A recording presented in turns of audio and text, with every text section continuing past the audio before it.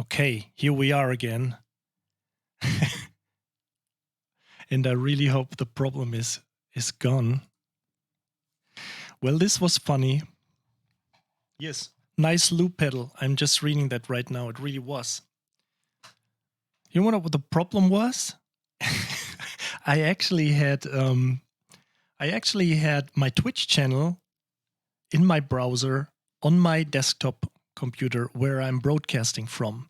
So this is really something, it can't get any more stupid.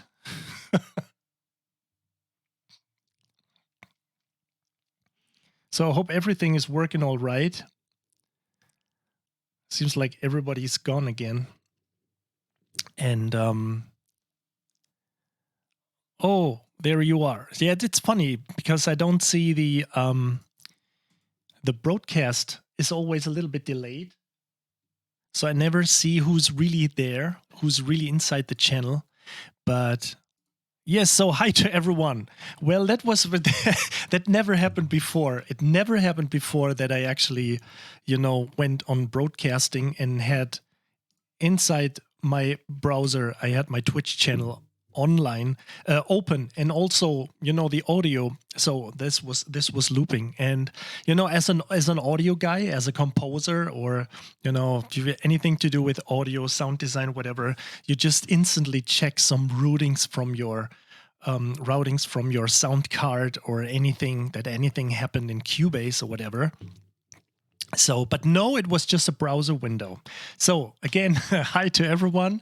I mean, today it's going to be loud anyway, because we are having a look at Evolution Devastator by the Keepforest guys. And just to avoid a little bit of confusion, avoid a little bit of confusion, let us quickly check on the website, because there is something you need to know just in case you don't get confused. Let me just also check, change the window, and hope you see this. There is actually, let me just quickly check back. You see my new design everywhere. So I hired a designer. I paid someone to do this. And it looks pretty cool, I think. So, because I just want the best for you guys, and not just, have like a plain window. And it has to feel a little bit, I'm a design freak anyway. So I did it. No, I'm not I did it for myself. So, okay.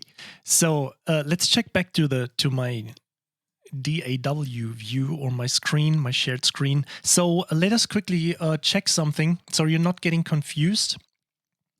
And I hope that the stream works all right, because my laptop is going crazy again, and giving me dropouts. So the first thing we have to check is that I am reviewing the full edition in this stream, okay? And the full edition of Evolution Devastator consists of 2 libraries, so which is actually Devastator Deathmatch, and another library which is called Evolution Devastator, so without anything else. If you checked on the description here on their website, it says Devastator Industrial Toolkit. I hope you can read that all right.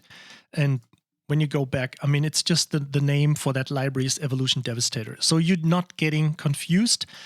We are reviewing the full edition, and this consists of these 2 libraries. Each of these libraries is $1.99, so it's not some kind of, like a light library and a full library, or a premium or whatever. So it's 2 libraries consisting of 2 different things, and together you can get these as a full edition which is actually $50 off. But I have a tiny little surprise for you guys, something nice. And I'm just putting that into the stream right now, as I have it right here, because just in case you can't wait for the giveaway, if you're just curious about this library and you wanted to get it anyway, I have this little surprise for you that you can get with greetings from the Keepforest guys. there is a discount here. I'm just posting that to the channel, and this is actually giving you $50 off Devastator and also Devastator Deathmatch. So I'm just sharing this in here. This is the discount. I hope you can copy that somehow from here. If not, we just have to find a way on how to do this. And just in case, only just in case you can't wait, you're really impatient. Well, let me just quickly in here. This is actually $100 off for the full edition. And again, the full edition consists of of Devastator Deathmatch and Evolution Devastator. Okay, so now we got this sorted out. I have to make sure that we have our broadcast level set okay, because this is going to be loud today. So the first thing we're going to check out are, let's start with the trailer hits right now here. And I'm loading something from these folders here. And as you can see, there is a guy in the middle. It's pretty neat because when I just, go somewhere and tweak something, it's like, oh, what are you doing? What are you doing on this, sustain thing here? And if you go up to this, it's, oh, what are you doing over here? So there is this guy in the middle. I'm just mentioning him, mentioning that power suit, whatever guy, futuristic, because you can always see, just in case if you're getting confused, which you can easily do between these two libraries, you always have Evolution Devastator here. And just in case, let me load something from which is called just Instruments Expansion. If I just load something from here, you see that the guy is actually blue. It would be funny in German when you say he's blue. Blau, it means in German he's actually drunk, but I mean, just Germans trying to be funny anyway. So, but you can see that this guy is turning blue and that it's a Devastator Deathmatch, so you always know what's going on. So let's just check out. Let's just start with the folders down, and then check also the features and everything. Okay, so I just have to make sure that we have our setup okay. So I just have to bring up my mixer, put it on my other screen, and just turn it a little bit softer, because I hope this volume is okay with you guys. I also have a limiter going, so actually I just want to make sure that the limiter is not really reacting too much, so you don't get any kind of distorted sound which deriving from the limiter from my setup here. Okay. Yay. So let's check it. So we have the first patch here, synthetic trailer drums round robin. This is pretty cool because it's not just, I'm just hitting this this thing here. So these are all kinds of hits, but they are not really hits, because this is what I sometimes miss. Let me get this right away. When you hit these hits, you want to have them sometimes as a kind of a little percussion set, but they are never round robin. So this is what they did this time. So they are always, I'm not really sure, it's like, I think it's probably 4 round robins, maybe more. Actually, it doesn't matter, but so when you hit these hits,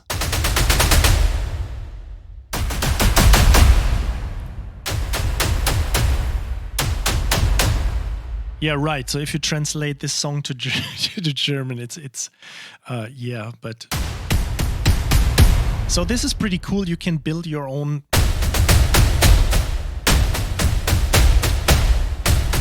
And these things sound really, gigantic. It's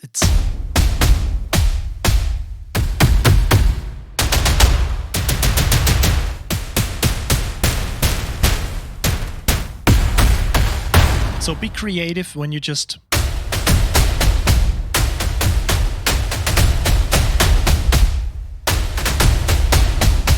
you can come up with some pretty cool rhythms right away. And also, they have a big master reverb section here. At first I was a little bit, skeptic. Why feature the internal reverb settings of Kontakt so much? But it seems like, and I actually, please forgive me, I just always, hop over the manual. I'm not the RTFM guy, but I like to get this stuff, figured out intuitively. But this time it makes a lot of sense because it doesn't seem like to be just the internal impulse responses, which are, provided by Native Instruments, by Kontakt. They seem to record their own impulse responses. So when you turn this thing on, let's use some hit, which is fairly, let's use this one. So when you turn this thing on, you get a nice color of, so let's pick something else, nose tail.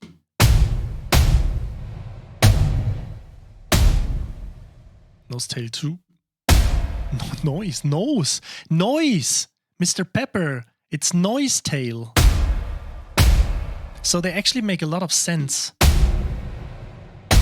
It doesn't sound like some, large hall, small hall, and then you it's like 1 second shorter or 500 milliseconds, and it's a little bit brighter and darker. So these are actually pretty different.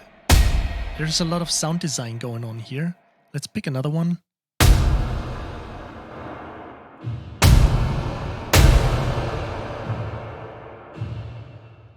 There's also echo stuff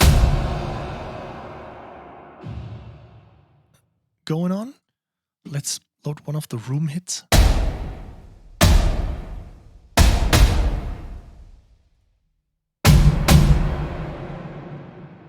Okay, so I really like this. There is a lot of stuff going on. Also, let's load one of these other things. And I'm not really sure if these are internal.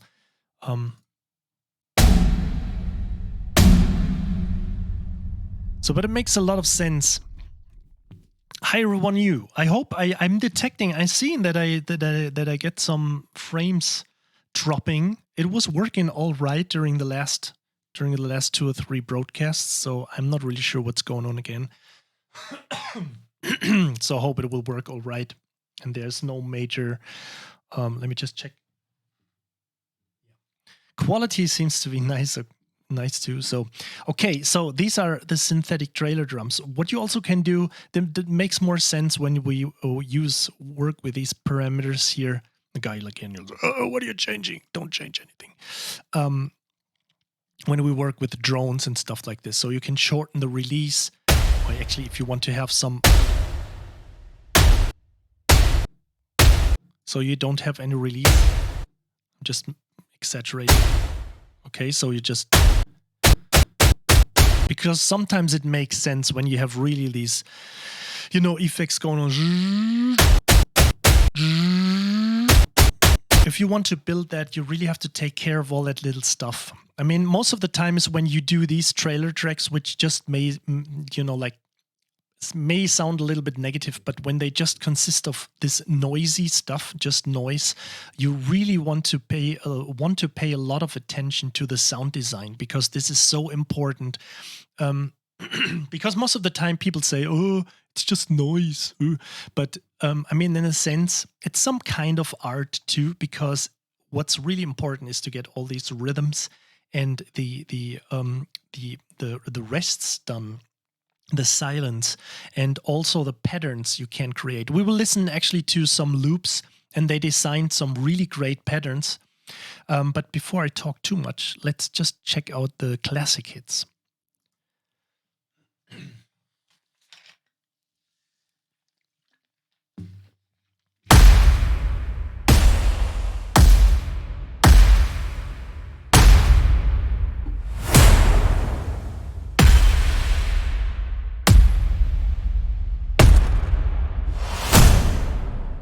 Some really cool stuff going on. And so actually I explained the reverb settings here, the envelope parameters, and then we have the filter. Why do I like this? Because when you move the mod wheel, you automatically control a cutoff filter. This is really cool. Why do I like this? I don't know. I can't explain. So this comes pretty, as I always say, also with my stuff, you know, so just leaving the kidding aside. It's just really helpful when you intuitively can change the sound and you can come up with some, I mean, it makes more sense when we load the synthetic trailer drums with a round robin, but when you have something like...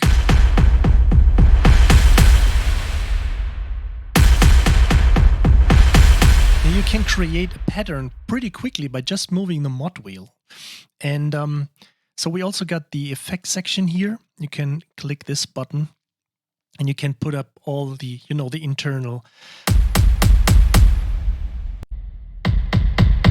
I'm just looking like this because I just want to avoid that some shit is hitting really hard, you know, like some saturation distortion.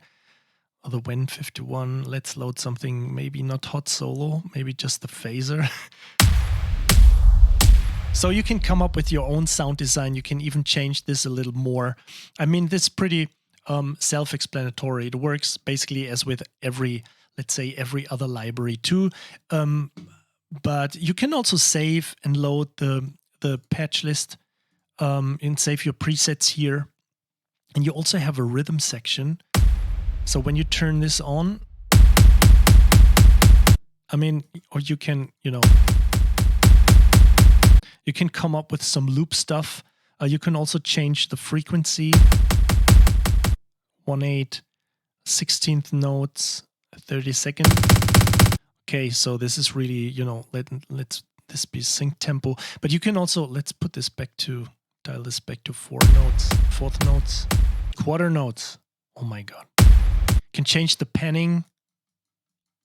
Just showing you some. So you can come up with some cool stuff. Also the filter.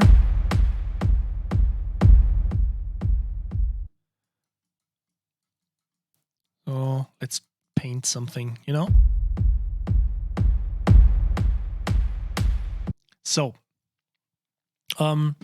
stutter effects. To be honest, I didn't find them to let's make it, you know, like stutters of one phrase. But you can, I mean, if you can use the single effects as stutter. And there's probably some, but to be honest, I didn't find it. I have to check back with the guys, but otherwise you have to put your own. This is pitch. Yes, but if you want to have a stutter effect, let's say on a drone or something, I think you have to put in your own effects you're using. So actually, I'm getting confused. Oh, this is just okay. Yeah, so I think this is just there to build loops out of this stuff, but I probably have to check back. If I would use stutter effects, I would probably use something like the internal, the chopper from Cubase, which is just inside Cubase. You can do that stuff, or Effectrix or something by I think Sugar Bytes what was it? But maybe we get this sorted out. Sample import. I didn't see this, but I think this is not designed like this, you know, because I mean, this is it's basically about the sounds these guys created, and you know, the Keepforest, the Keepforest guys create some really amazing sounds. So it's like really hard on impact. Really, let me just turn this off for a second. So it's not in the end. I mean, it mostly uses internal Kontakt stuff. So you could import that stuff into Kontakt and build your own stuff by, you know, come up with digging up what's under the, you know, when you hit the wrench and start designing it with this. So this is made entirely for, you could of course load some rhythms. Actually, there's some rhythms in here, so maybe we can load something. Rhythms. Let's try to load something.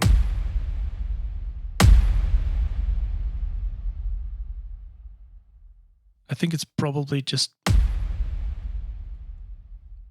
maybe it just works on the lead pulse rhythm presets. Okay, so this is probably, let me just load another one.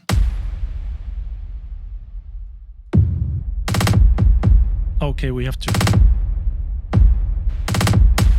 So it's more, this rhythm engine is more there to create these kind of rhythms instead of.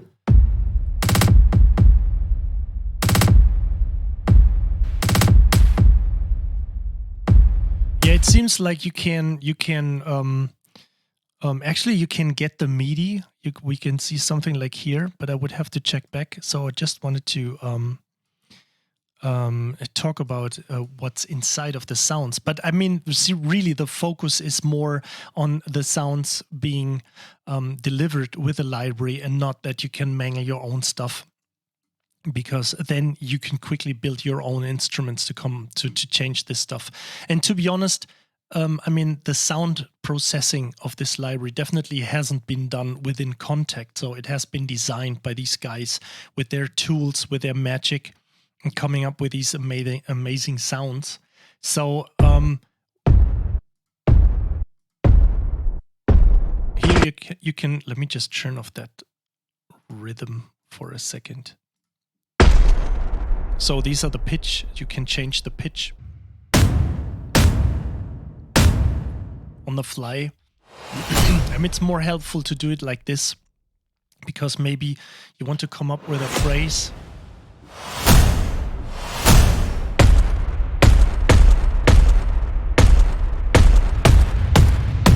And you can change, you can use the same key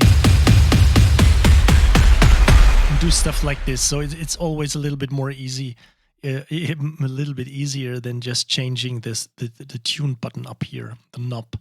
Okay, let's look some of the metallic hits. Hello, welcome everyone new. Who we have here? Happy Meal, Chapamp. Them Russians gonna win. Could be. So let's check out some metallic hits here. Here we are.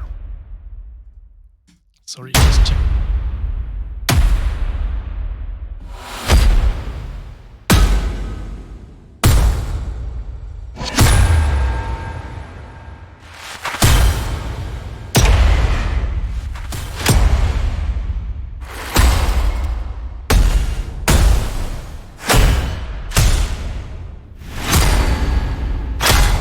I mean, to be honest, this stuff is really powerful. I actually worked with it on a trailer track this entire day, and it's really crazy. You just dial in one of these things, and it just seems to, like, put everything else to dust. I mean, not like this, of course. It's always a matter of volume, but the direct impact the library had was really hardcore. Okay, so how much is there to go? Just +1. Where do we can't change. So you have, why I'm not able to change the pitch, maybe. Oh, it's probably something new, because this is Kontakt 6, so I'm not that familiar with Kontakt 6, so probably it's like the entire, well, actually it's like 88 keys, it looks like. So we can't just move up and down. Okay, let's check out those hybrid hits, because we also have a lot of stuff to check out on this.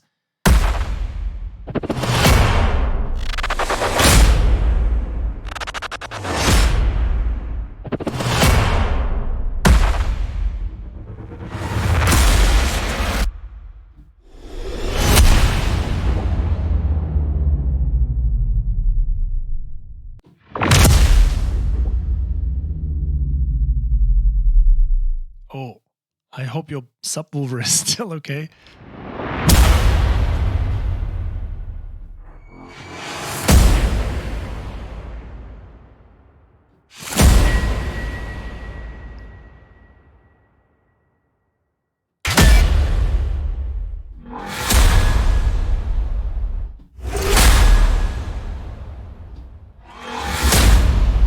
if you're into sound design, you probably know how long you need to just, get a few of these sounds going. So it's never wrong to have. I mean, for me, it's no-brainer anyway. I mean, of Keepforest, I got the Evolution Dragon. There was Evolution Dragon and Evolution Atlantica. I remember I wrote a demo for Atlantica, and it just became a part of my template. So for all my trailer tracks I was working on, there is always Keepforest stuff in there.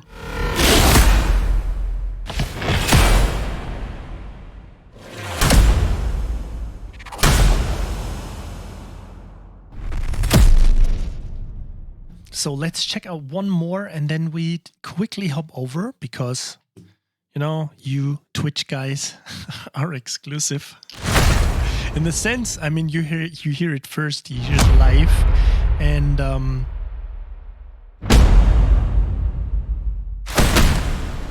what I'm trying to say is that I just quickly hop over here and drop you the link to.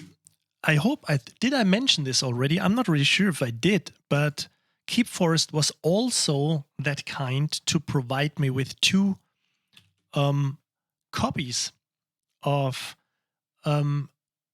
Deathmatch, of Devastator Deathmatch, and the other library, just Evolution Devastator.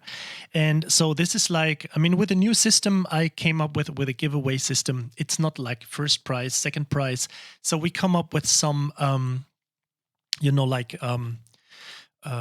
like random prizes. And the system again works now that everybody is included, but let's say if someone got 100 points and the other guy got, let's say, 1,000 points, that person is 10 times more likely to win. But during when I was announcing the winners I sent an email out probably like 15 or 20 minutes before I started the stream, and there were also guys in there who had like 300 to 500 hits points. So it's a little bit more fair. Everybody can win, but it's just a little bit more likely that people with more points can win. So let me just test this link again. Hopefully I already had enough stress stuff going on with that looping audio, and I immediately went like, oh, what's going on? So okay, the link works. Here we go. Good luck. Again, this one, you see the timer, it works until, let me quickly change the date so I'm not telling you any bullshit, until midnight on Monday the 17th. So it's around about 1 week again. Okay, so let's check out some more sounds here. We checked out the acoustic hits.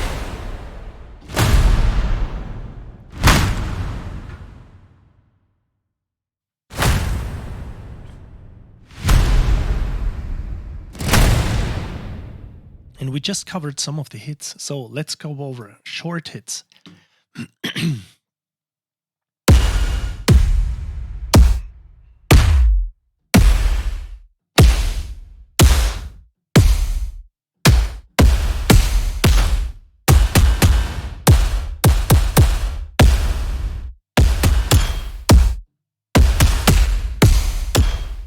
So this is so much helpful stuff. I really. It's probably going to take a while until I replace all these hits. I didn't have the time to put all these. I'm really actually, when I set up my new template, or when I, put new stuff to my template, of course I have all new instruments I'm not needing immediately when I start to write. I just have a basic patch of a few instruments, but they are deactivated anyway. So the library, the whole template loads within like probably 10 seconds, and there's autosave at least in the beginning, like 1 or 2 seconds going on. So it's really cool to work with. But actually, what I wanted to say that I don't even know what of that library I will put in my template, because I could basically need everything and could probably just write an entire track just with these sounds. So it's probably end up all inside my template. Oh my God. So there we go. A new day or new 2 days. Just so organic rolls and hits.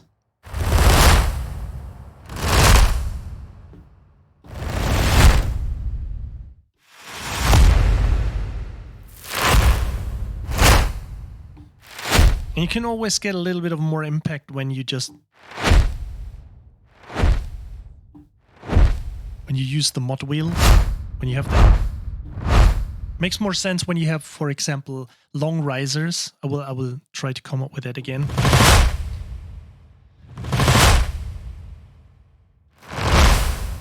So, Rich, you mean if I use the separate samples from Devastator, or just the instrument itself?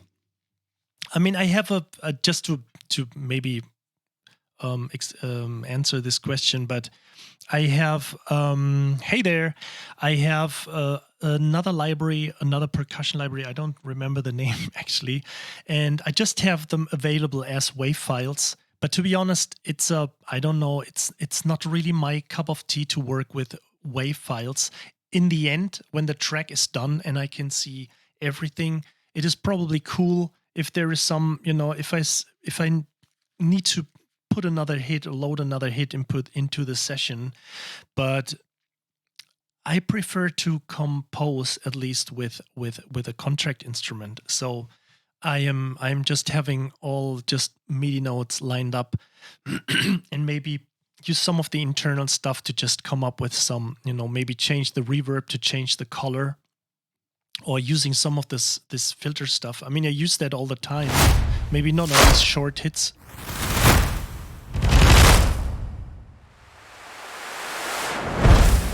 But you can add so you can come up manually with this, and you would need probably like a few, minutes to automate stuff like to automate this stuff. Something like this. Boom's Classic.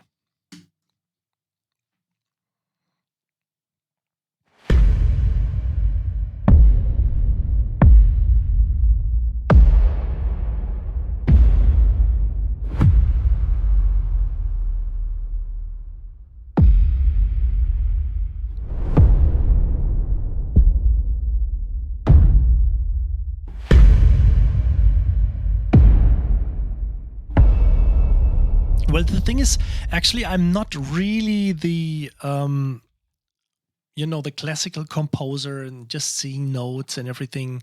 I can work pretty well with a piano roll, but I prefer to use the Kontakt instrument. So I got at least, it looks better arrangement-wise when you see what's going on, and also the notes at least, to see if I'm at least in 8 notes or 16-note patterns or triplets, which happens all the time when you do, trailer music and you have this do do do do do do do do do do do and something going on like this.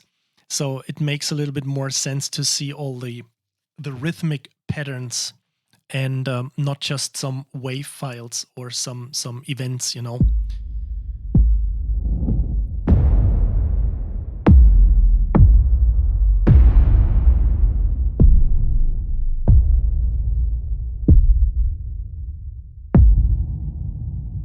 Yes, let's load Boom's Hybrid.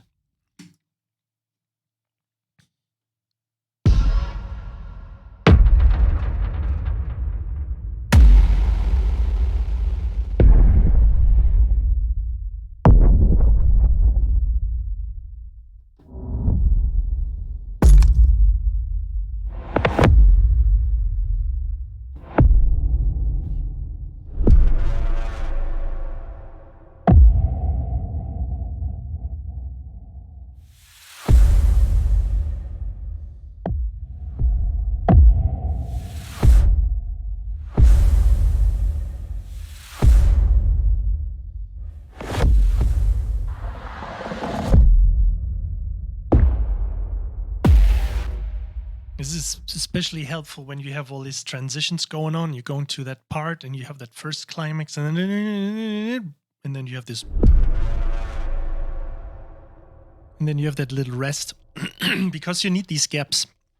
It's not like it's like a writing trend or something. So just as a little bit of information, you always have to have that intro, that middle part, and that ending, and you have to have these gaps when you write these license music for the trailer editors and the cutters, because they want to have these little, shocking effects going on when you say, "But it wasn't me," and then something like this.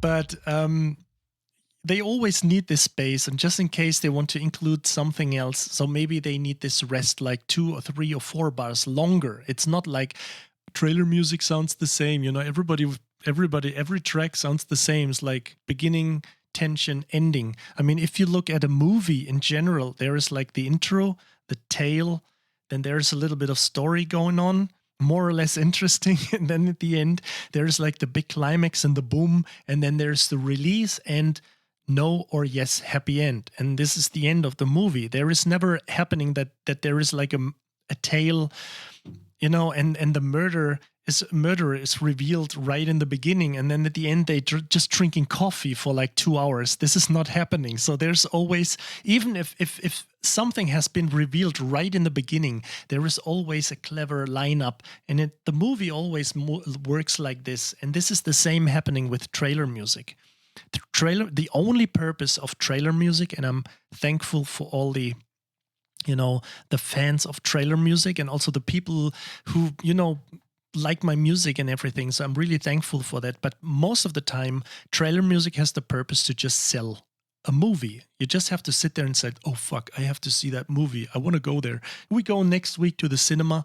This is the only reason what a trailer track has to do, to sell music, to sell the movie, I mean. So we checked out these trailer hits. Let's hop over to the percussion. So we have a variety of kicks, just in case you want to build your own. So let's check these.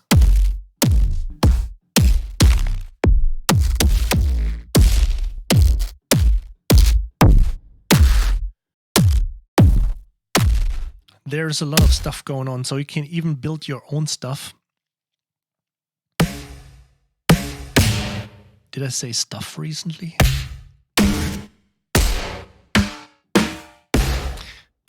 And this is what I like when let's do this real quick, because you can come up with some really cool stuff. Let's just quickly go for this and come up with some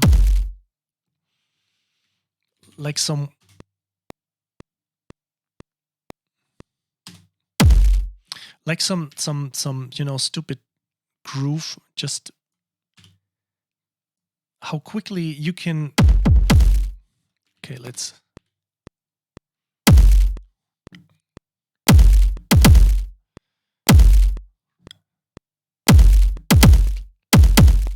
Okay, let's do this little loop thing here and just quickly close you, red guy.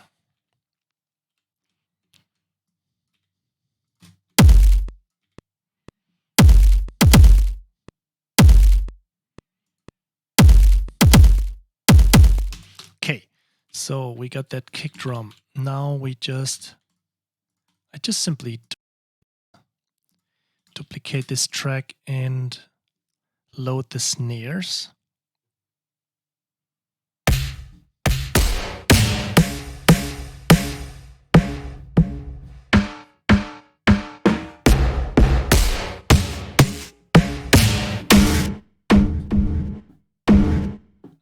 Let's use this one. So it's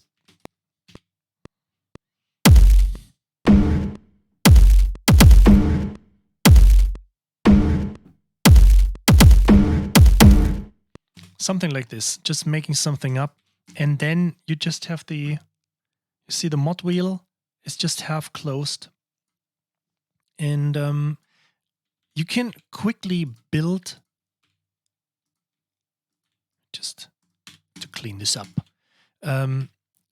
you can quickly build, like, let me just override this.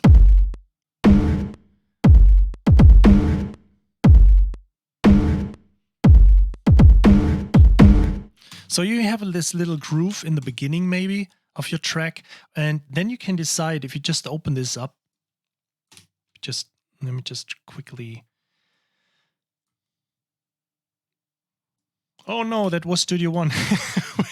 Well, I'm sorry, Cubase. So let me do it like this. I know I could do it with a. I did that with. I was just kidding, you know. So I could. Okay, to be fair, let's do it like this. So, and you can build up that groove. No, down. Can I just? Oh, it overwrites. Okay.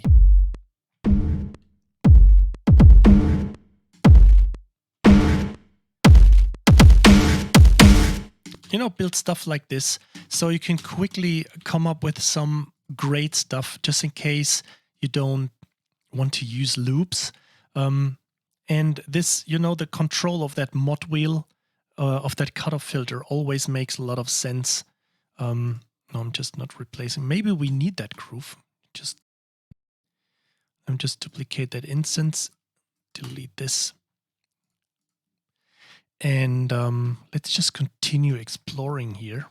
Dirty cymbals.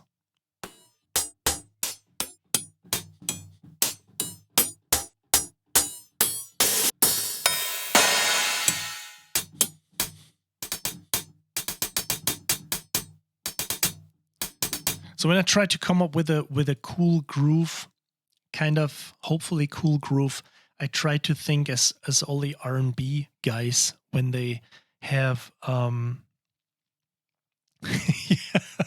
I actually got 10 words for stuff, right? 20 words. Maybe I release a dictionary, you know, like just like, you know, 50 pages, it's just stuff. And then I tend to think like the hip hop producers when you go with hi-hat grooves and stuff. So not just going for, you know,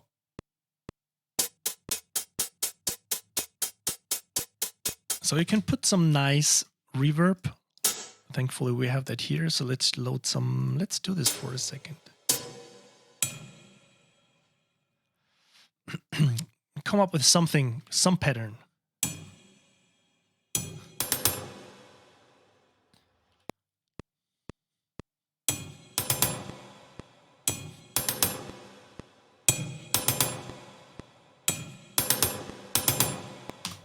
Okay, something like this.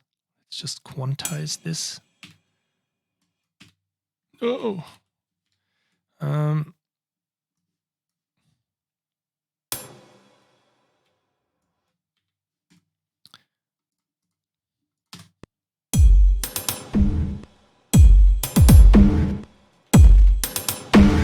And then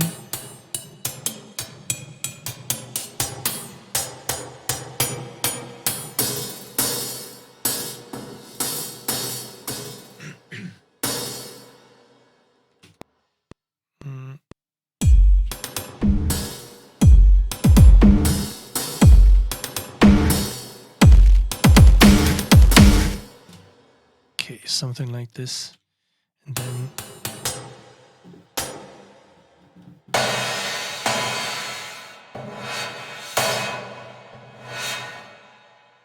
let's try this. I'm not really sure if I let's delete this.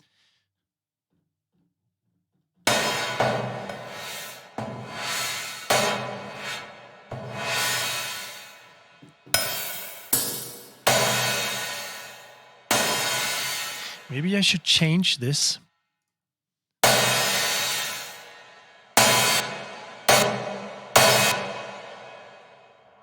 So I also have to check these. Let's set them simply to legato.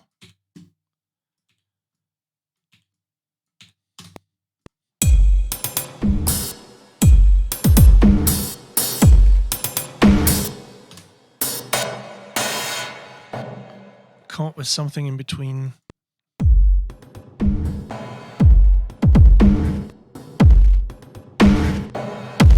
Yeah, let's just insert these here. Okay.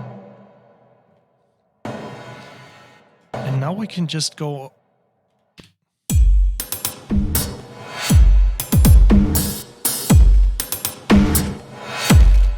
course, you have to paint this a little bit better to really have this, to have the opening of the cutoff filter going on till it. What I'm doing here? Look at this mess. Okay, something like this. I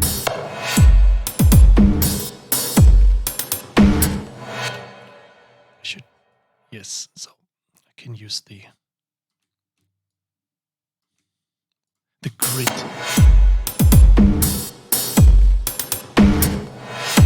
Actually, it sounds pretty cool with that closing.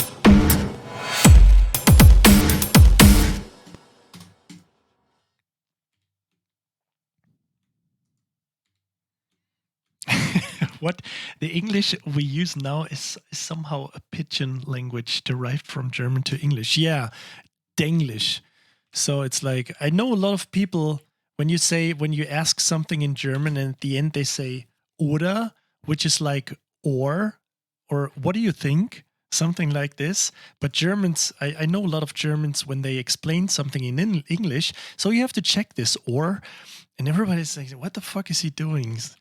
He's just directly translating to English.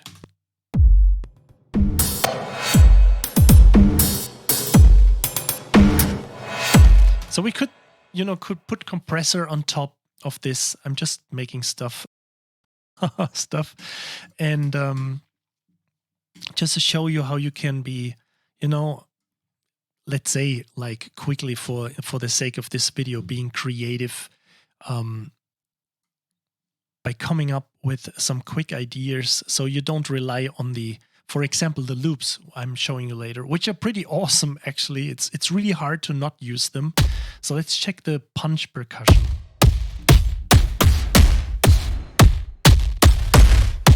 So these are really cool when you have natural percussions, like Cerberus or something, or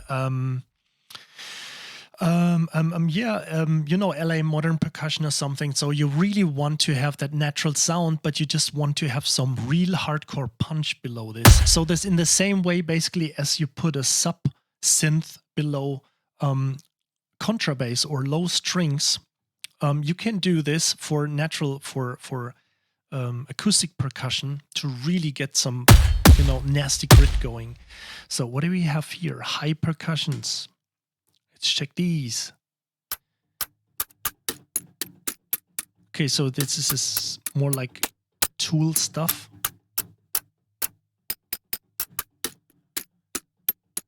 Can come up with all these nasty effects when you like a scissor groove. I mean, I just made that word up, but like a groove which just.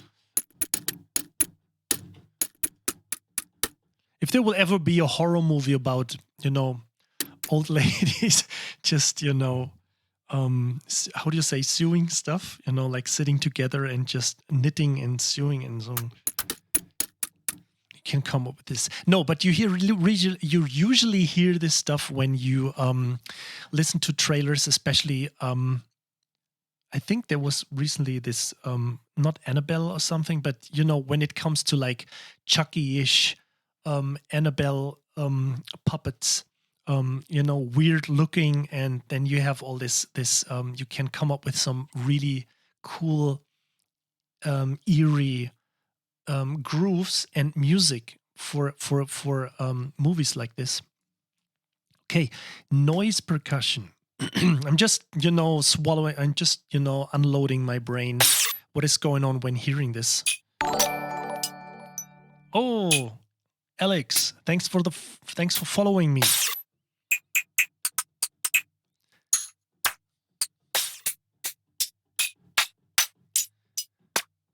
This is also pretty helpful when you don't want to use hi-hats, when you don't want to use the typical high percussion, and you can hide this. I mean, I should probably do another video and just use it to how you can build some really cool grooves by just using these single sounds. But for now, I just wanted to stick with I just have to probably have a little note, notepad at the side and just writing all these things down because all these ideas are coming up. So we have the whooshes.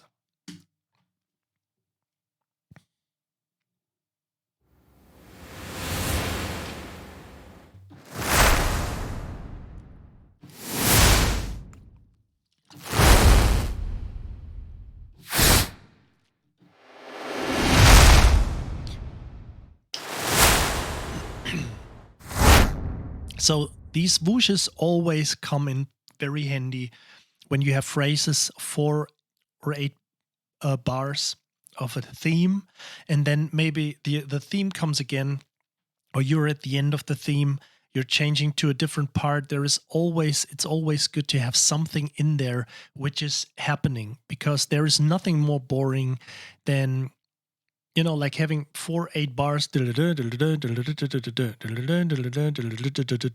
and then something again. So you want to really make sure that everything is flowing, because when you check these you know, AAA whatever movie trailer tracks, there is always something going on in the background. There is not just like, you know, the instrumentation may be pretty sparse, but this is actually the thing to take care of, the sound design. There are so many layers of just sound design going on. You maybe have like 2 or 3 tracks of strings and just a brass melody, and who cares about woodwinds, and, you know, maybe not even low strings, just some high spiccato strings, and the rest is just synth all the way, just covered with some trombones or horns.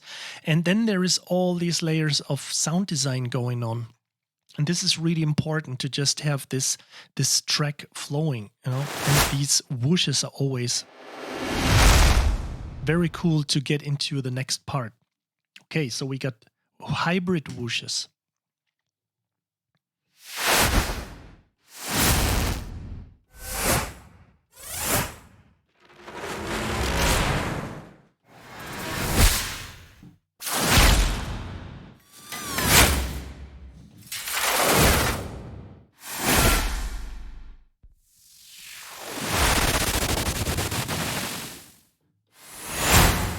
Hey Adam, I'm still on it. You know what I'm talking about.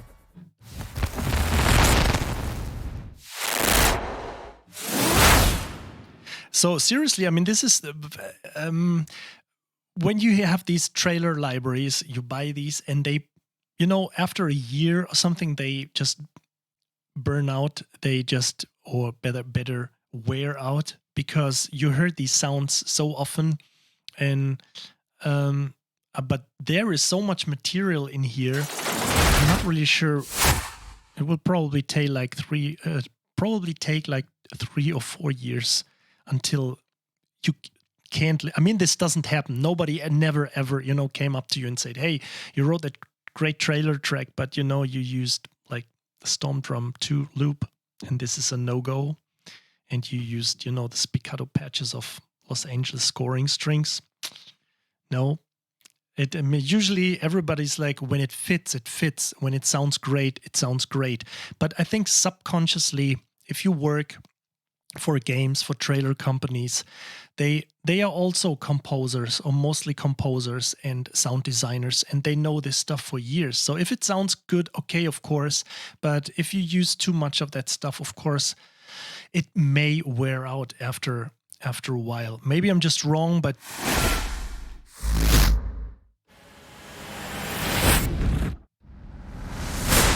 yeah, exactly. I mean, sometimes you sit there and it's like, oh, Omnisphere, Hollow Stones, patch, you know, patch Hollow Stones. This is actually the name. I remember this because I like it so much. But there is actually some evil dwelling drone you hear everywhere in almost every you know, like if you you watch a movie and you really take care to all the pets. There was a time when I heard this. I'm not evil dwelling or something. I don't want to look it up right now, but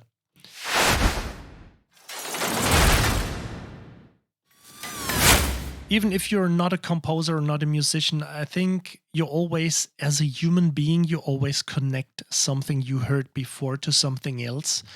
And I mean, I'm just looking forward to stay as customish as long as possible, or as much as possible. So we got the risers long. Resonance in brackets. It says resonance. I just have to...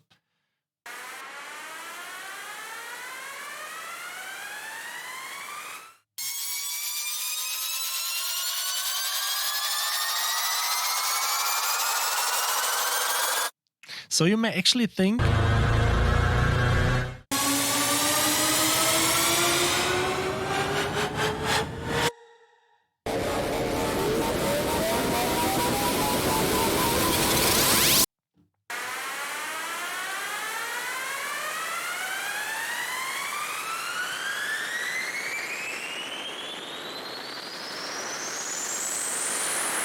So you may actually think why these risers sound like needles, like really thin.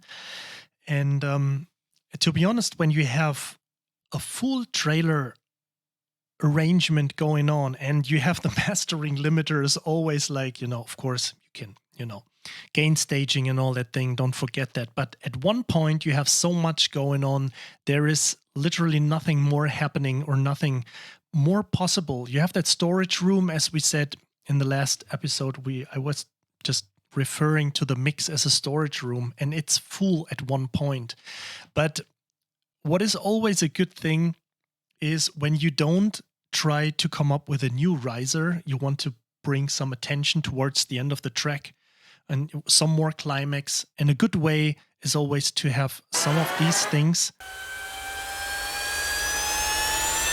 So you just have the top frequencies rising up, because you have never that much, let's say, high energy in terms of frequencies going on. So you can always put something on top which just, seems like it's kind of simulating more energy into a track. So that's why it's probably sounding that mean.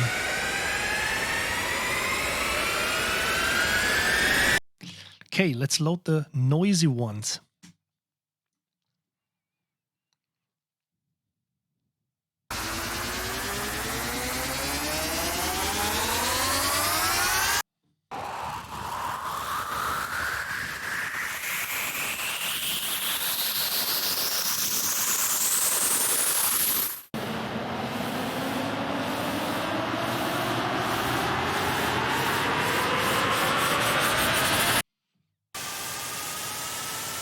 So again, these are pretty high frequencies again.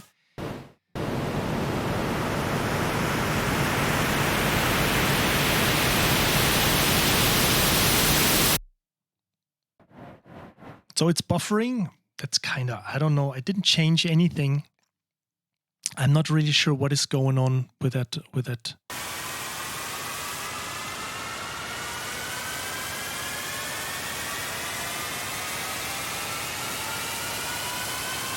Really 3 times a minute. That's pretty hardcore.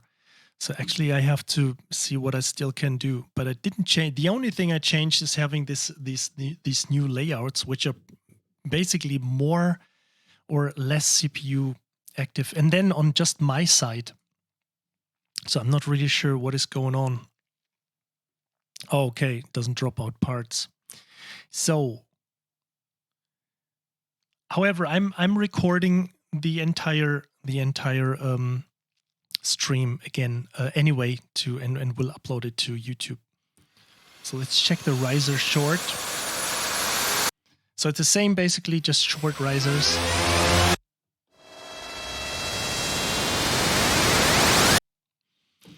Let's check the risers ultra.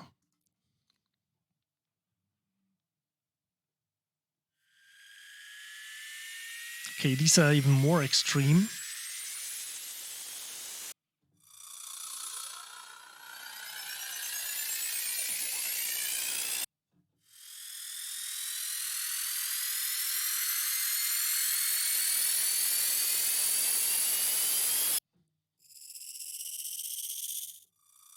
It's pretty nasty. You can't listen to this stuff for a long time.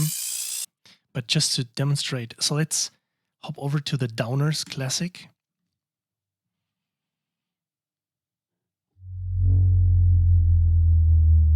Now it's the opposite, the exact opposite.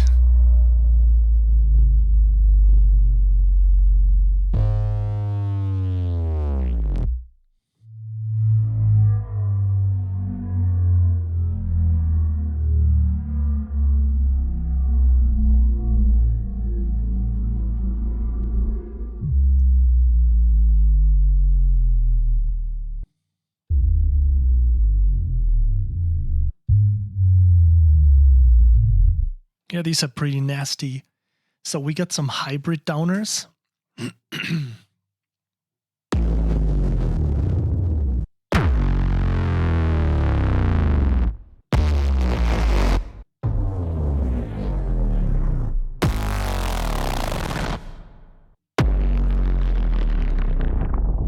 So the guy looked over there because I just had my mouse here. Let me just click here.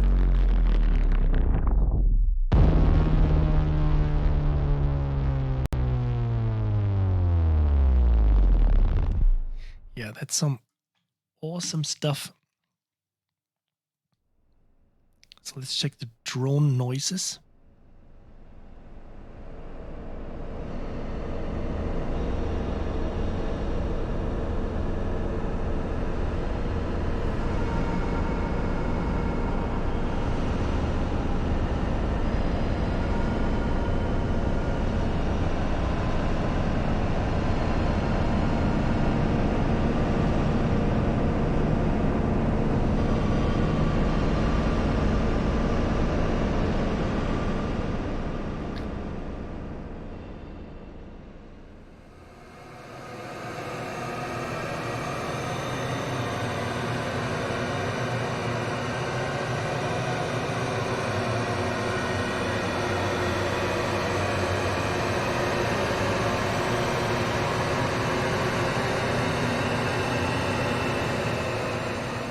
Yeah, pretty cool stuff. I mean, actually, Event Horizon comes to mind.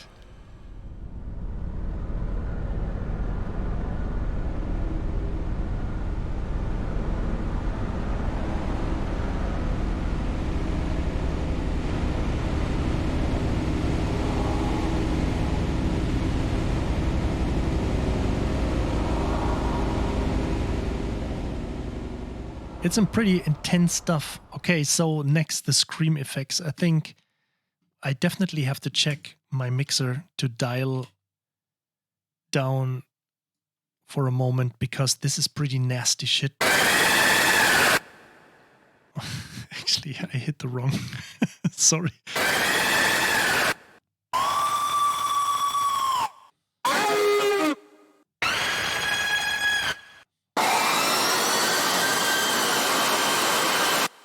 Okay, so I think we heard these. These are very cool. And not just to use them alone, but also to incorporate them into the loops. Let me just quickly let's hop over to Deathmatch, because there are some loops in here, and I just want to let you know how they incorporated all these things inside these loops. So let's quickly load something from Devastator Deathmatch. Yes, these are screamings. So I would just have to make sure that I bring the volume up again a bit.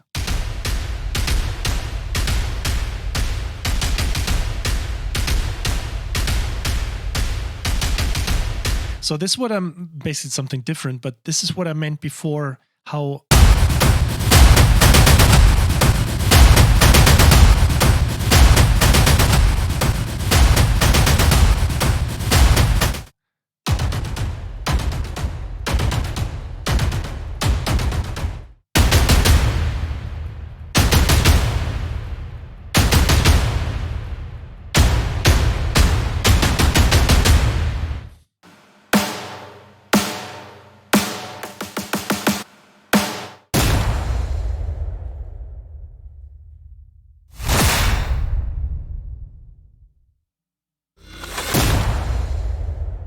okay, so I think what I wanted to show is in the tone loop section, there is some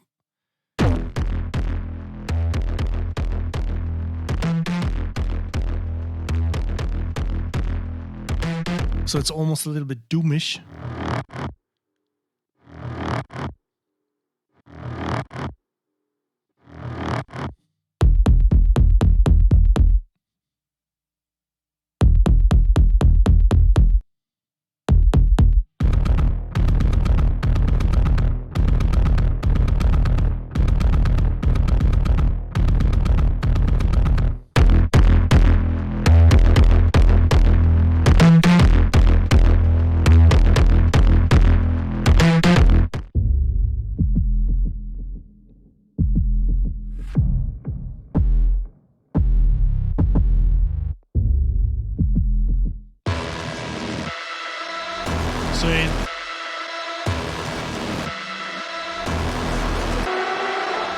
There you got some of the screams incorporated.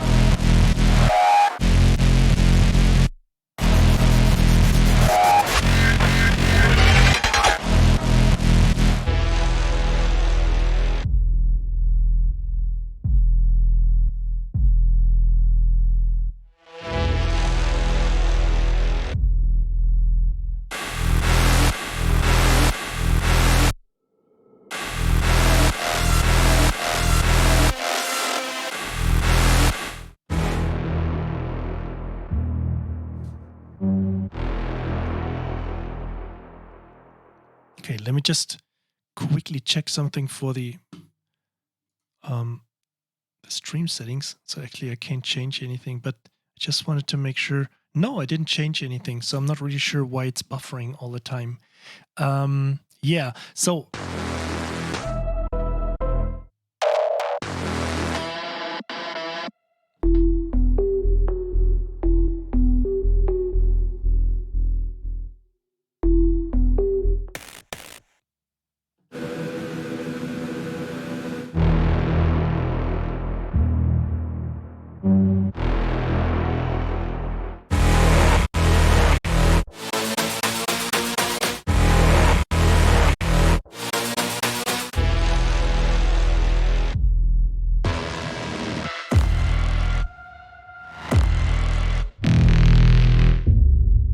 So this design stuff actually is pretty, you know, it's not done within like 5 seconds or something, because, and most of it, like lots of these stuff, for example, it will, you know, you need a lot of these gaps in between when you have these notes. So it's not just like slamming like all the time notes behind each other. And there's also Mick, I think Mick Gordon stated in one of his making of videos, he split like the signal of one sine wave into 3 different distortion pedals. I think there is some tutorial out there where he explained exactly how to set up this sound. I mean, to get sort of the original sound of Doom or his music. But of course, I think there is a lot of processing also going on. So it's not just, hey, I'm the Doom. I can be as good as the Doom composer. So it takes a lot of time and research. And I actually tried this a long time ago that I was just splitting one signal into 3 different compressor, limiter distortion setups, and they all behave differently. And this is what creates this breathing in between, which then probably hops over to another channel and influences the compressor again. So you got all these, things going on in between the notes. Okay, so I just wanted to, how to incorporate the screams. We actually just have to find that folder again. So we were here, Tonal Effects, Trailer Effects, Screams, Glitches. So let's quickly hop over to Devastator again.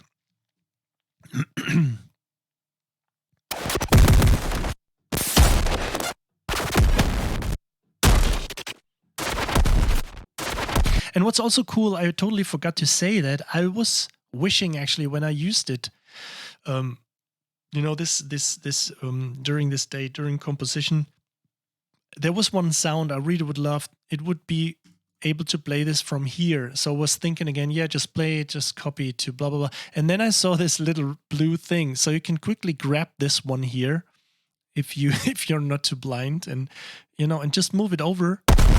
So you can use that sound right away from here.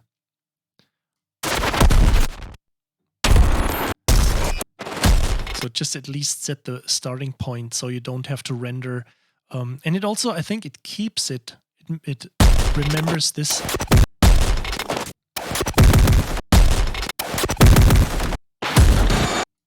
So you can just set this for these two, for example, and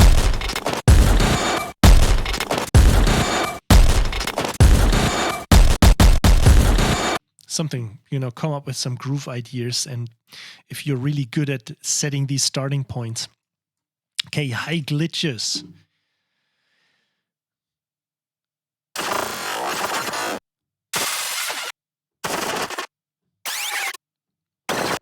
So I wouldn't really say it's just good for trailer stuff. So basically everything which is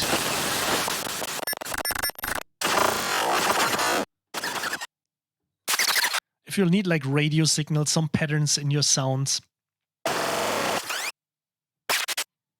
Yeah, I mean, maybe you can see it's like a blue, light blue. So it's it may be probably the monitor, but you can see it pretty well where it is located. But I mean, I should have read the manual also, you know, at least, you know what's going on here. So let's quickly check out these noise effects. And then we still have 1, 2, 3 folders from one library. So noises, oops. Oh, I think this is going to be loud again. So let me just quickly.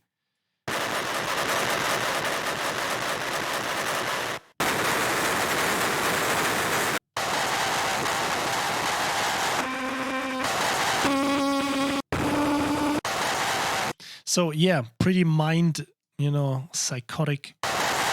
But it's really cool when you... Let's quickly try something when I just...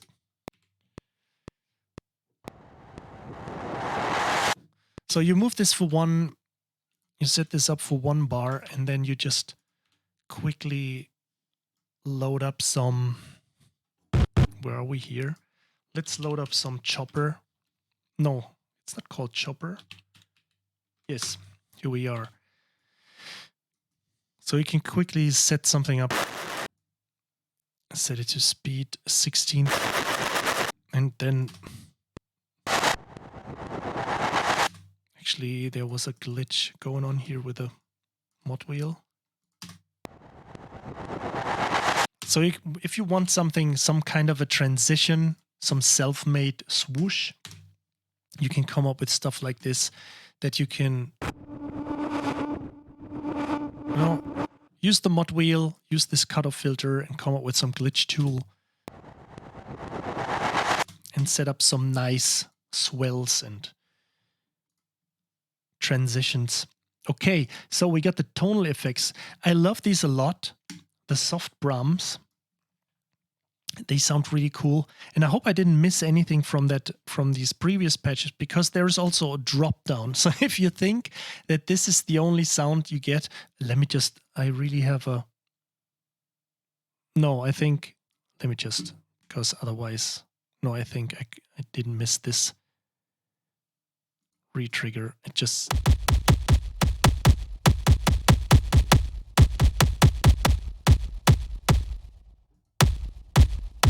No.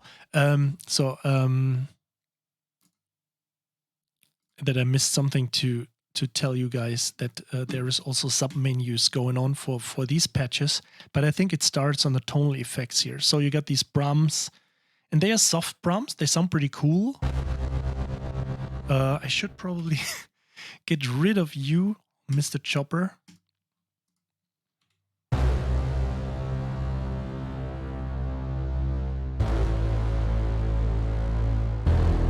So these are set up tonal. It's the first one, so you can have...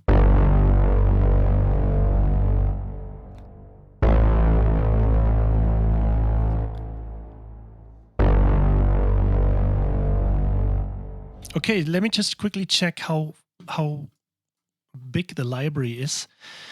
I installed everything into actually, they have a pretty neat downloader, so you can just set up what you want to download and it just puts all into one.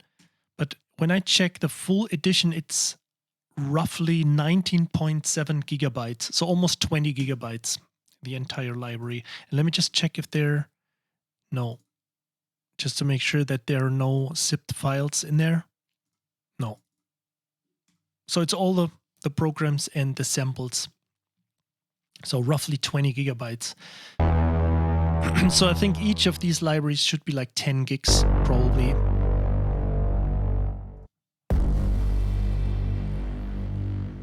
I really like these soft Brahms because they loop at some point, which may be obvious a little bit after quite some time, but maybe pick another sound. Okay, these don't loop.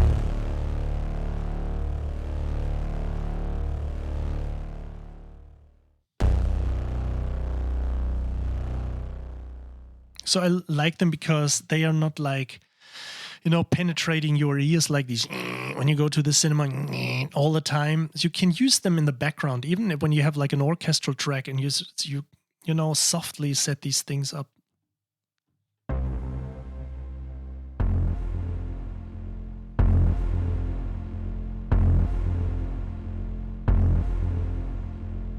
Okay, soft Brahms. So we got like 24 all in all. So also we have alarms. You can never have enough alarms.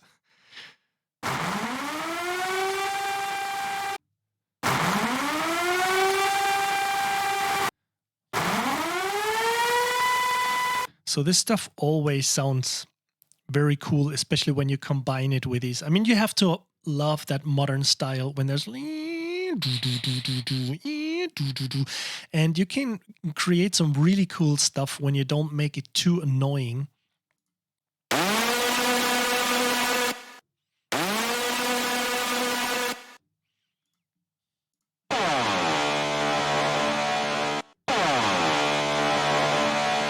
Okay, so I think there's a typo in there. It should be saying specific tonal, unless there's a word I'm not familiar with yet. Yeah, it says specific inside the menu, so I think it's just a typo.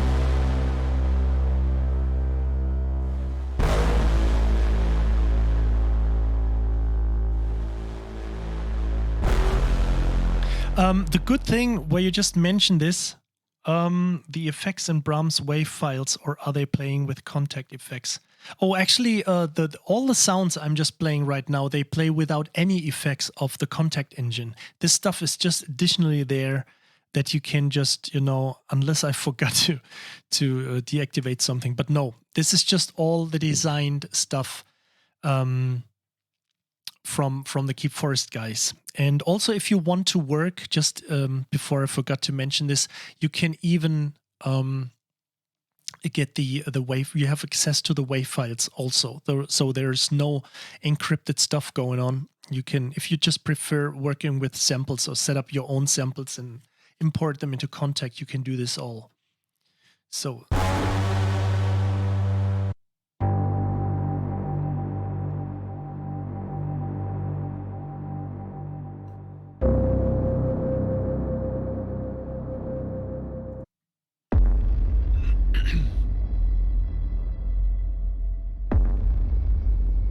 So they are a little bit more sound designed than the typical.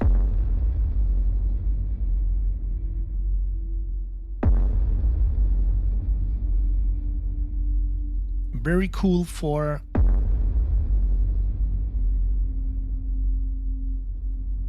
space stuff also.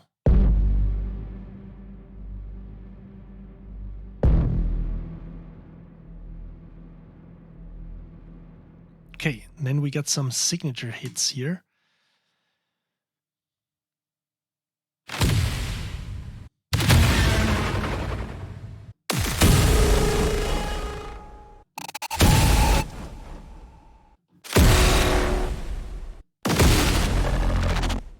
So, of course, I mean, I'm more a fan of, you know, creating my own, you know, come up with some individual sound design.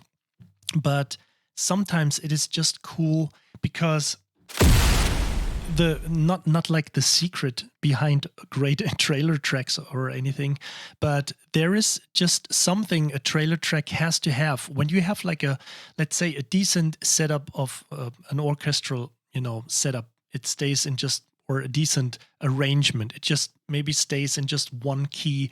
You have a few horns, notes, not really like something which is really significant. Sometimes it's just generic, and generic on purpose, because you want to have it as many usages as possible. You don't want to make it like, sci-fi, because then it will be there will be like 3 or 4 sci-fi movies, just assuming this year or this half year.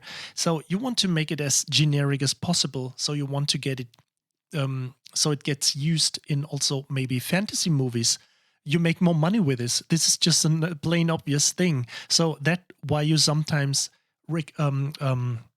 design something or write something which is pretty generic or almost background with no melodies, because you want to have more TV shows and or it will be hosted in more movie trailers, because a hit like this fits to sci-fi, but it also fits to horror, and it could be some weird or sick fantasy movie or something. But so what I'm trying to say is, but when you do these generic written tracks with not that much melody, you need something which is unique from the sound design. And this is where this stuff really comes in handy. Because this is like a pattern almost. Like in a 3-part pattern.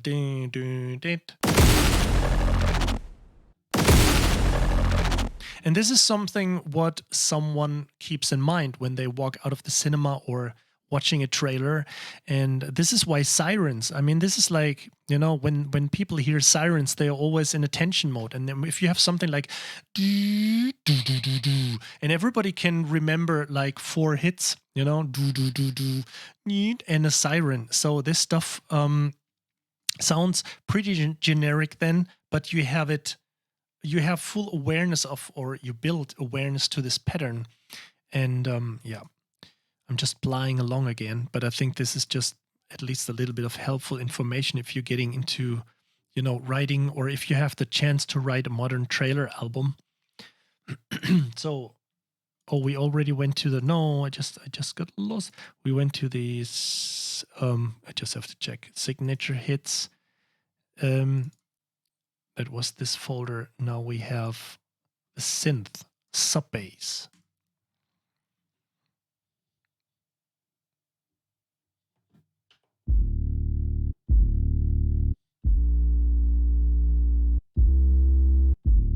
So actually, I think no clipping should happen because I got my limiter turned on, but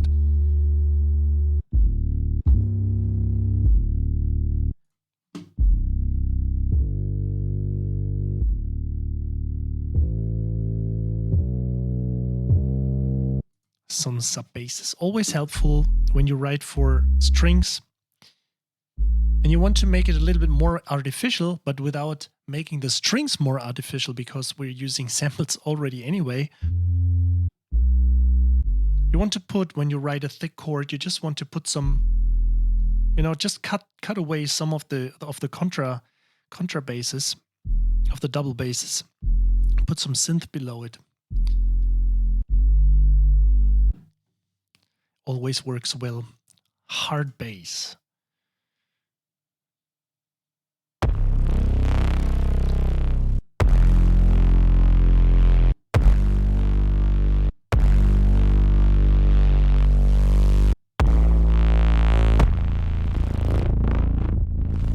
Using the mod wheel again.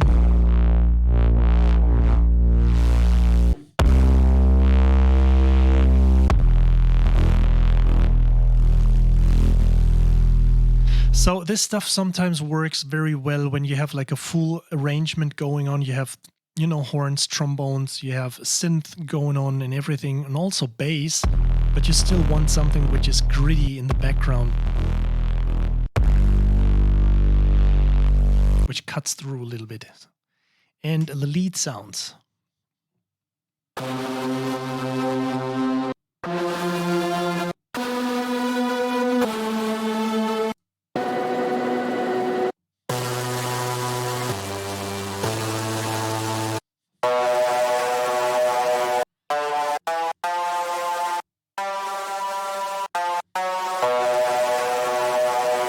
I tried it this afternoon to layer these kind of lead sounds with horns. It sounds pretty impressive when you put a lot of reverb on these things. And you have horns playing next to this sound. You get... It's kind of like you're going to that horn player and you stick like a cable in his head and he instantly turns into a Borg or something, like a cyborg. And you still keep the natural feeling, the natural sound of the horns, but there is something, you know, like kind of eerie going on in the background. So this really adds to the experience. Let's load some plucks. These are pretty helpful. I find out when you have string patterns going on, or even if you use them as some kind of a... Maybe you want to write a melody with a piano or some simple piano melody.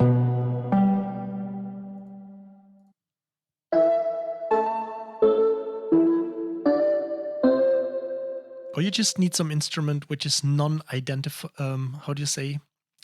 Not identifiable. When you just want to have something which is creeping along or is there, but can't be really put into this category because we always try to put it into boxes. Was it a synth? Was it like a horn? Or was it a harp or a muted harp?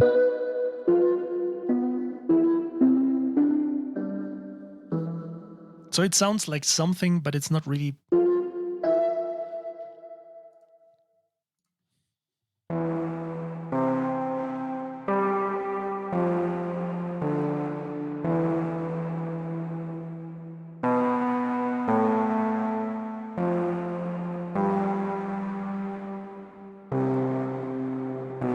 Yeah, Repro on Diva is pretty intense when it comes to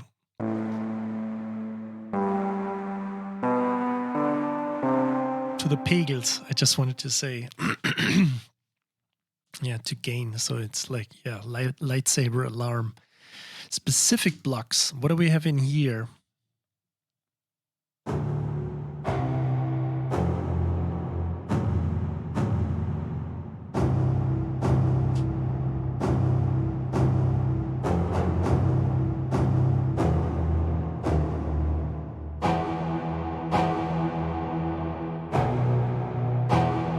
I mean, all this stuff is good. Always think orchestra, even if you're not into modern trailer music, even if you just write orchestral music, but it doesn't have to be purely orchestral music. You want to have some sound design stuff. Always think melting instruments. So, I mean, what instantly would come to my mind if I would put this into, you know, in combination with staccato cello or pizzicato cello.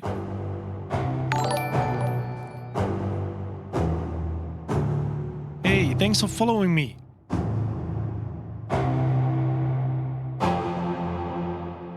You could even layer it with a timpani or the harp or something. So it always depends.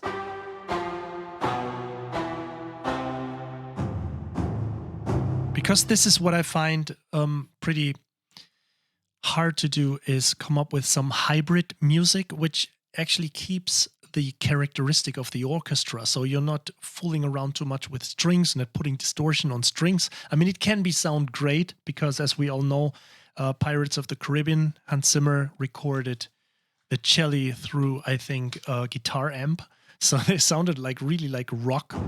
But I mean, of course, it sounds cool. It can sound cool when you switch, when you change the sound. But it also sounds good when you just try to keep the natural sound and also add something below it. So you layer it, but not with another cello library or something, but a different sound. Okay, high plucks. And then we have one signature folder.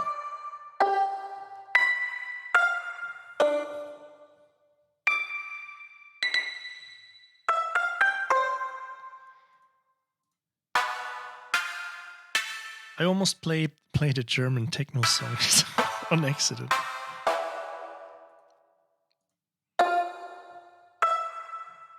Get this sound right now. So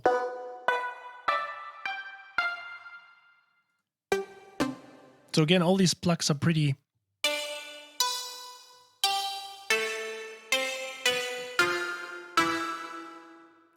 edgy and add up to, you know, whatever instrument you already got up there in your arrangement. So let's check out the signature folder here. So we got hybrid leads and plaque. I'm not really sure what plaque means, but we will find out what plaque means. I think this is plaque.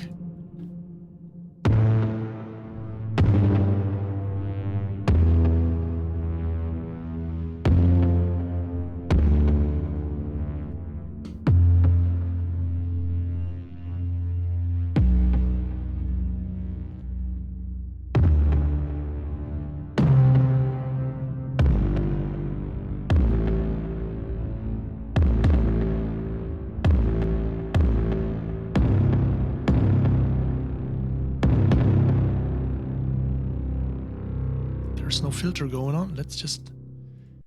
So we fix that.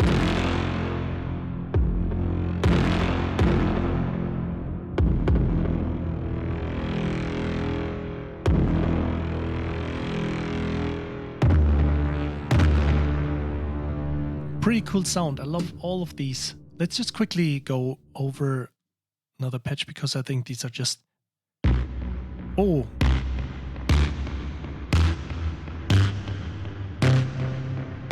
So I think these sounds actually are programmed, well, maybe probably signaturely sounds taken from the library and then, you know, changed with some of these.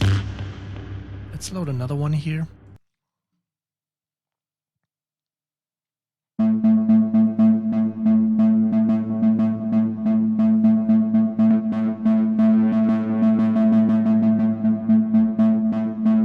Okay, so we got some rhythm section open here.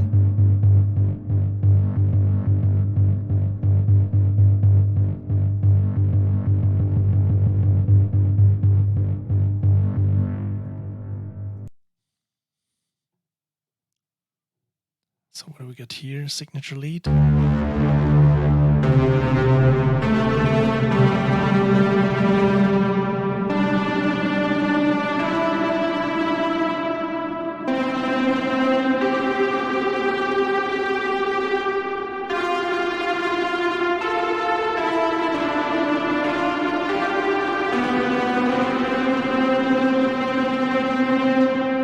Some kind of dirty Blade Runner.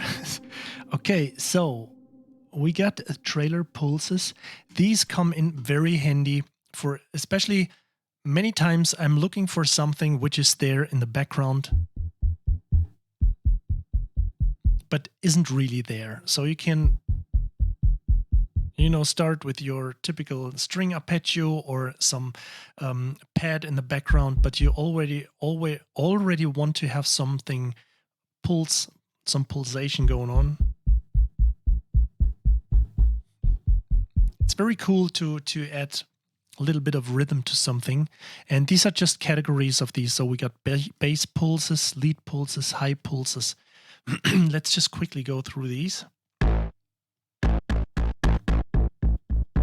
And again, you have a sub menu here, so you can, it's actually a lot.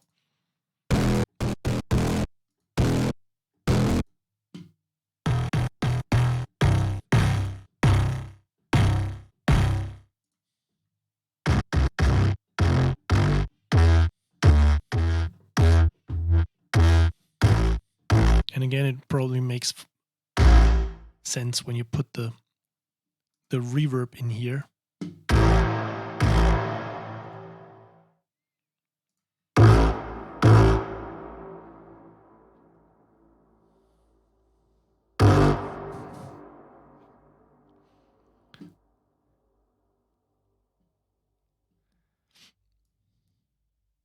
So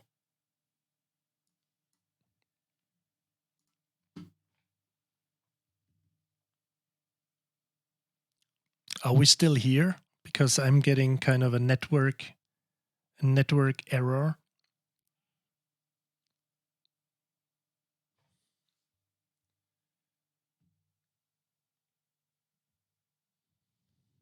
Okay, so it's still working. Oh man, today's driving me crazy. First, I'm having these pretty funny audio loops, but yeah, seems like my enough laptop. Just don't distract me. Okay, so we got we got these different pulses here. I mean, these are pretty obvious. Oh, sorry, these are folders again. So we have some more stuff. Low sub pulses presets. So we have these set up low subs as pulse. Let's quickly jump into these low subs. Oh, okay. Are they looped with the right? So this is where this tool comes in handy pretty much. You have this one sub note and then this subsample, and then you can create all these patches.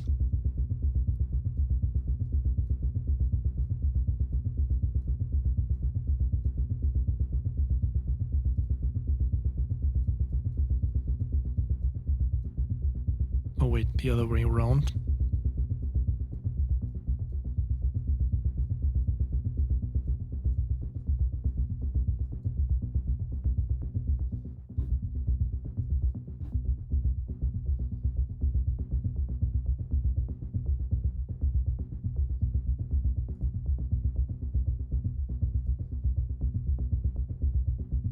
So maybe we could load some of these rhythms, effect change. Let's rhythms, low subs. These are probably the patches you can also load from here. I think so. Let's just load one.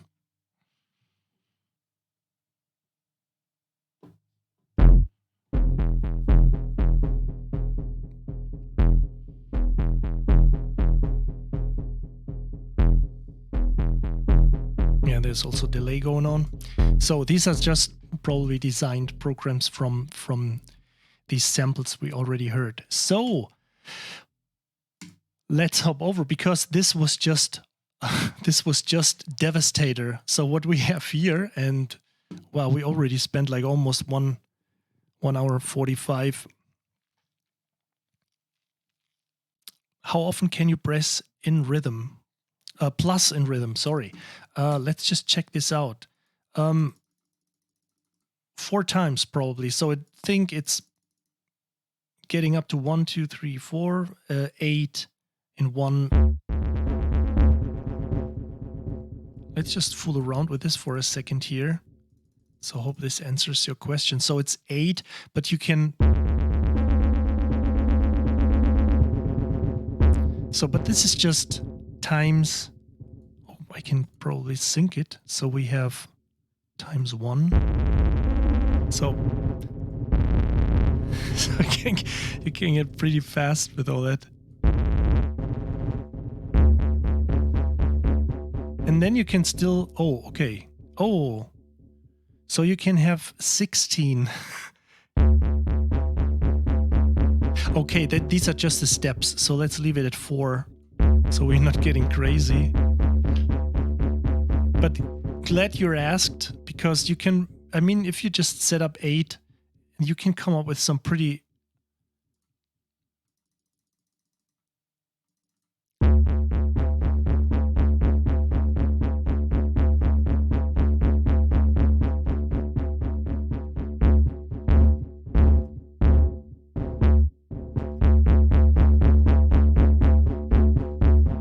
Okay, so I'm just, messing around, but this is pretty cool that you can set up 16 steps, and each of them can have 8, and then you can still say times 1 or times 2.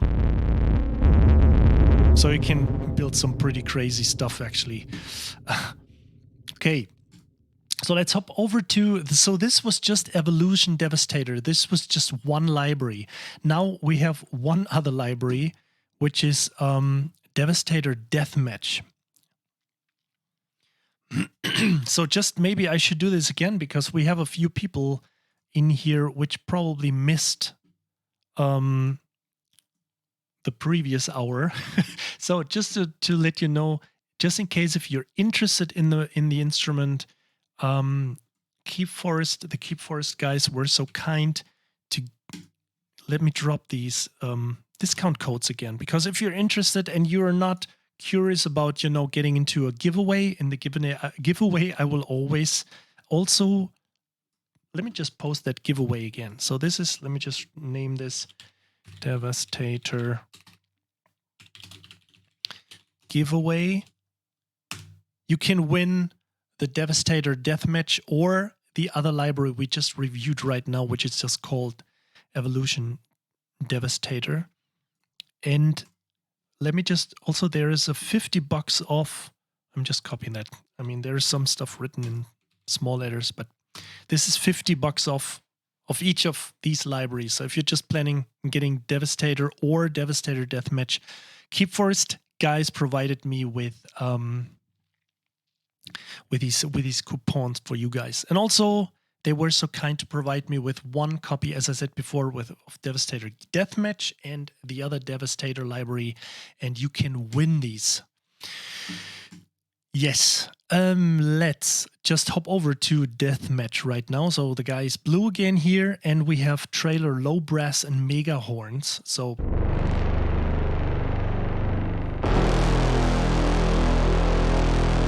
I would say this library is way more crazy than the other one. Let's say the first one, Evolution Devastator, was like a toolkit of all, you know, the necessary stuff. And this is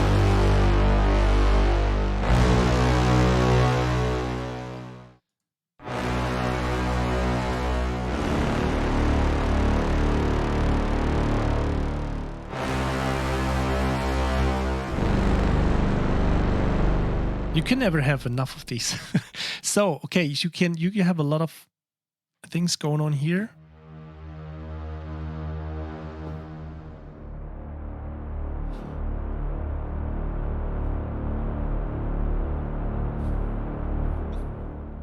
And then let's hop over to the Brahms and pads.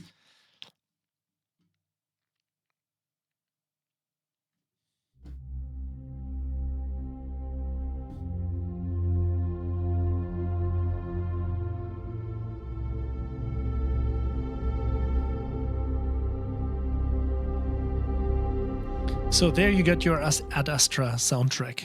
But I really like when pads are, actually there's just pads in here, so we don't have any.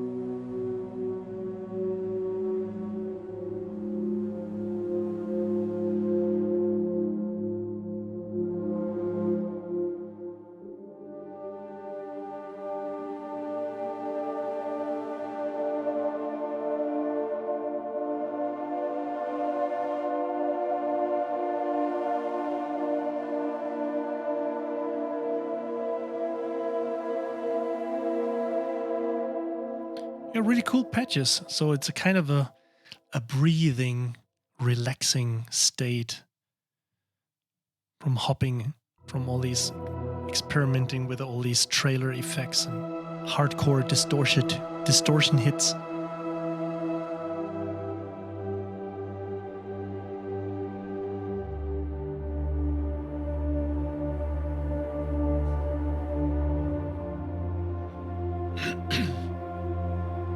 Oh, actually, there is a, let me just click that link. So they have a tri-pack of, I'm just trying to, but there is no, oh yes, actually there is a Devastator, let me just quickly pull that over. They have a Devastator free pack you can try out. So let's quickly see what's in here. Okay, so you have probably one of each of these. There's a lot of stuff in here.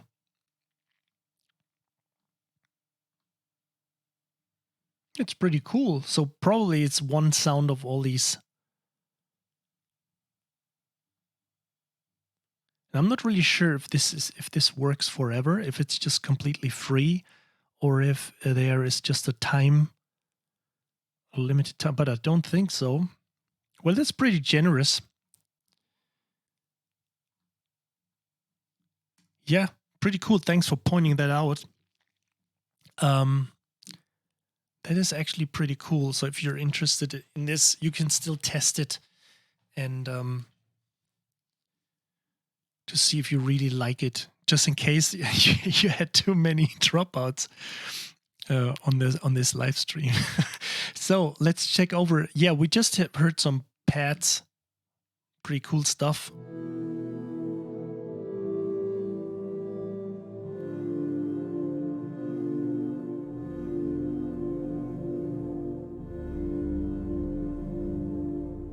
Okay, signature, bass, and signal.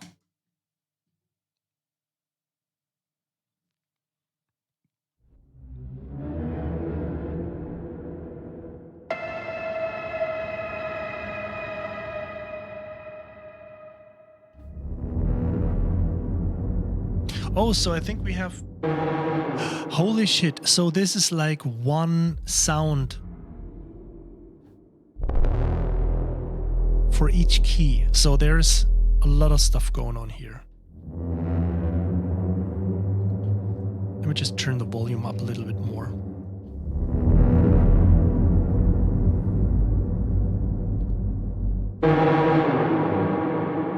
Well, maybe not too much.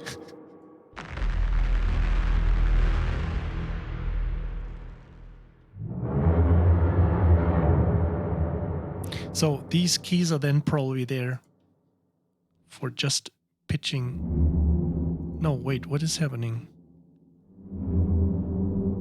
Yes. Yeah, just for pitching.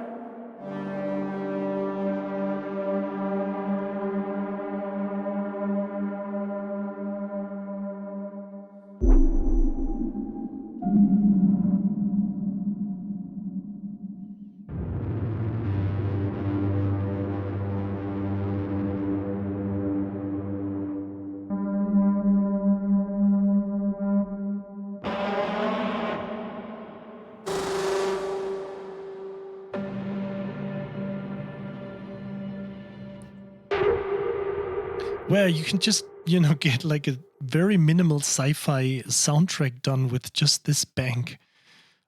This is crazy. There's a lot of stuff in here. So let's check over to the synth and screams, and maybe I should, reduce the volume a tiny little bit again.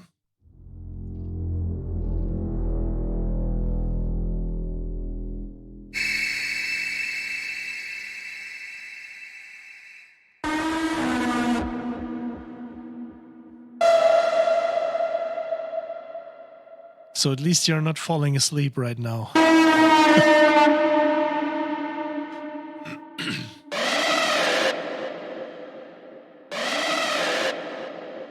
So even these screams are not really good for, having some additional sound design.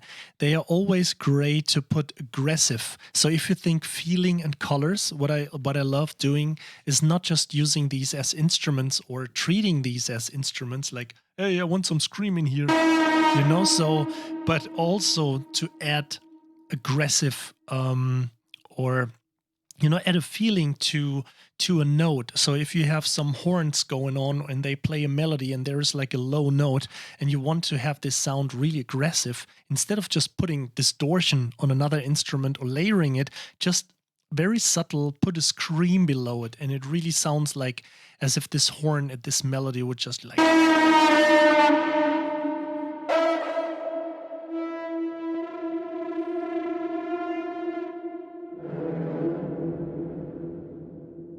I mean, it's basically like adding this as an eerie effect, like scratching cymbals or something, or you know, when I mention fingernails on a board, scratching, this always causes goosebumps, or mostly goosebumps in us, and this kind of eerie feeling. So you can do the same with these screams. Okay, so this is another palette here, like, I don't know, like 3, 4, 5 octaves full of stuff. Signature stuff. I didn't say stuff. Why am I sounding distorted right now? Did something? No. Okay. It's probably my ears. It's fatigue. Signature delayed.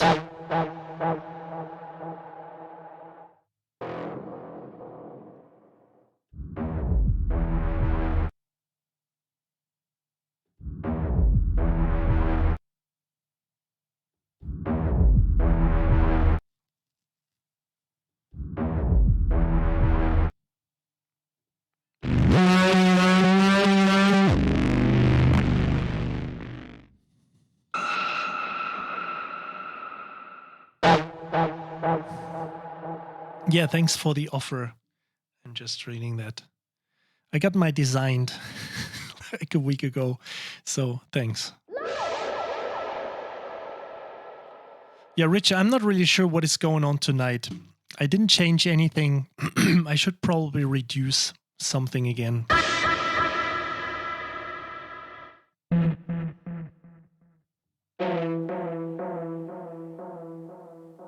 But as I do with all my streams, they will be up on YouTube probably. I will start uploading them right after we've finished, but they should be at least. So it takes a while to encode this on YouTube, so it will be probably up tomorrow. Okay, so let's hop over. We have Devastator Distortions. So maybe I should.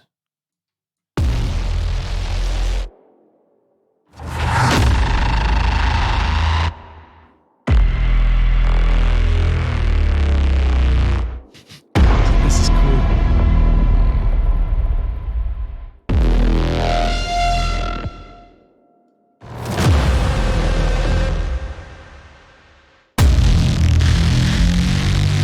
And I see there's also I hope I didn't have. It was actually turned on by default, I think.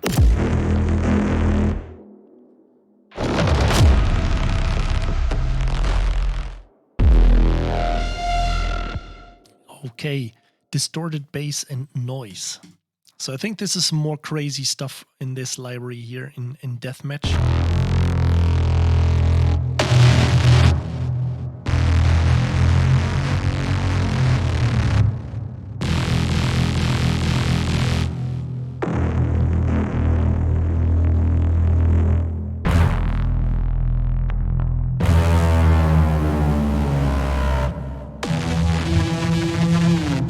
Okay, there we have the downers.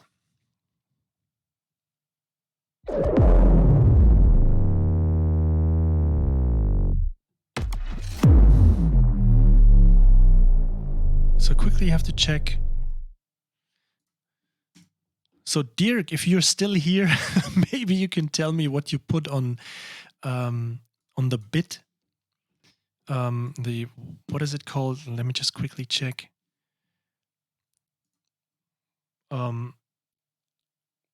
The bit rate for the streaming, because I have it on 5,000, and I'm not really sure why it's giving me dropouts. Where did my keyboard go? Are we here on this one? Yeah, that's a lot of refreshing, really cool sounds. I mean, you would think by now, you know, people say, oh, I'm tired of the Brahms. Even Hans Zimmer says that he's tired of Brahms. But I think this is really refreshing. Even though it's more sick and more sound design.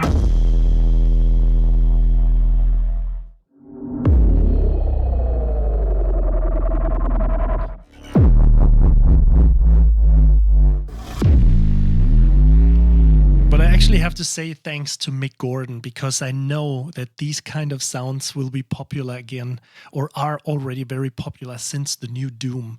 Because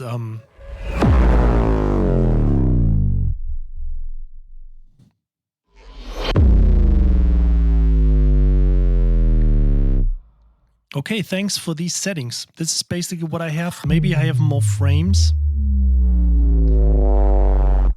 And I think I got like, what do I have? DSL 500 and it's cable, so it should be pretty fast. It's actually, yeah, a lot more. So I don't really know. Yeah, maybe reducing the frames. I'm not really sure if I can do this right now during the stream, but I think not. So let me just quickly check, because it would be just one mouse click. I even can't change the frames right now here. Oh, yeah, I think I have 30 going, so this may be the problem. I will try that the next time in reducing this. So let's hop over to the noises. Did I play enough downers? Let's just hop over to the noises.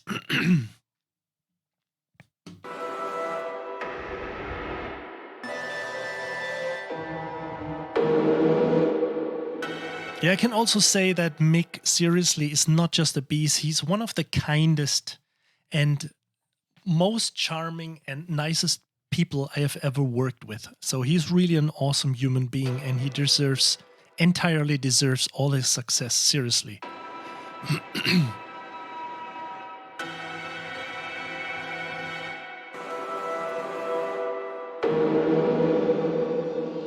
Noises and ambience.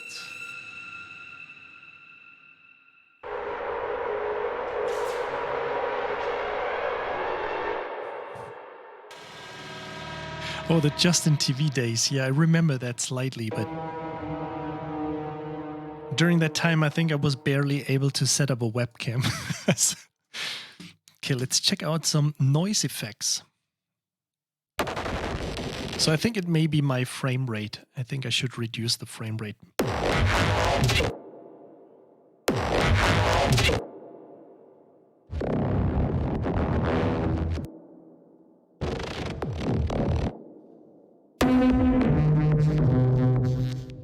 I like this one.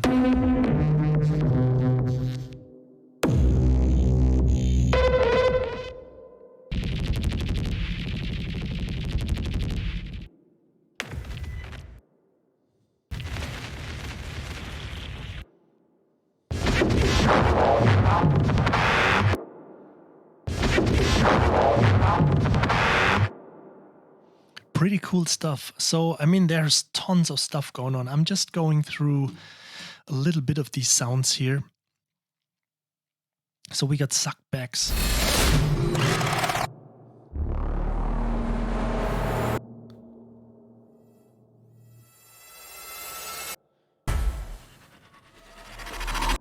So these are pretty helpful when you just try to use them as a transition between parts. And I think I actually used this one today. But I had to render it to audio and stretch it. So it really went from the beginning of that, or the ending of the last part, or the previous part, and then to the beginning of the next part. So you can really fill a gap nicely with this transition here, or with these so-called suckbacks.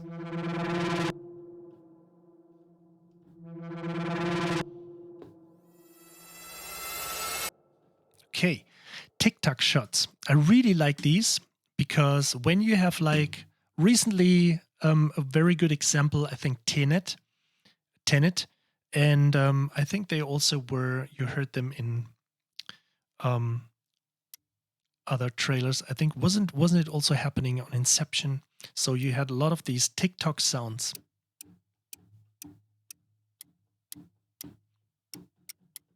So not like the scissors we already heard.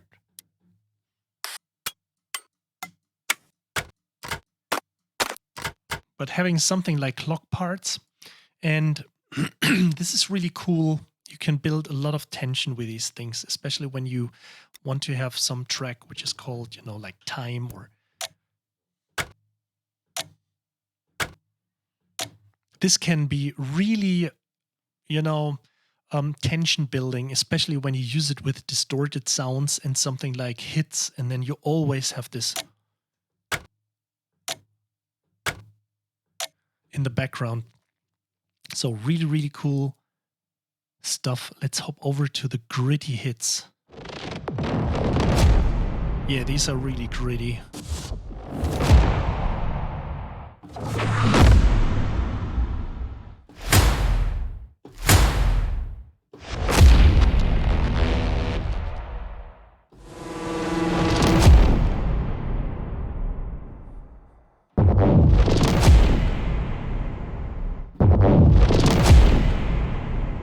Almost got this kind of annihilation character.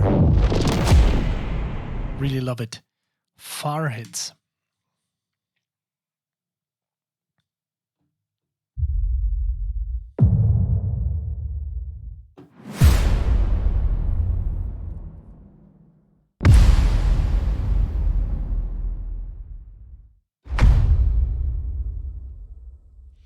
And we already almost made it. Let's check out these. There's another category of trailer hits.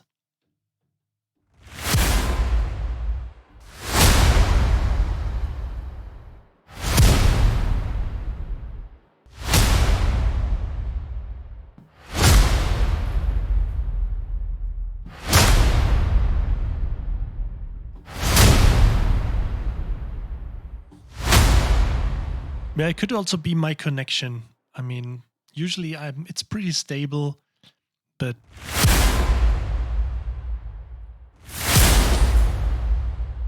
right, to just call me. It could be Twitch too, of course. But I will definitely check this out to drop the frames to maybe like 15 or something.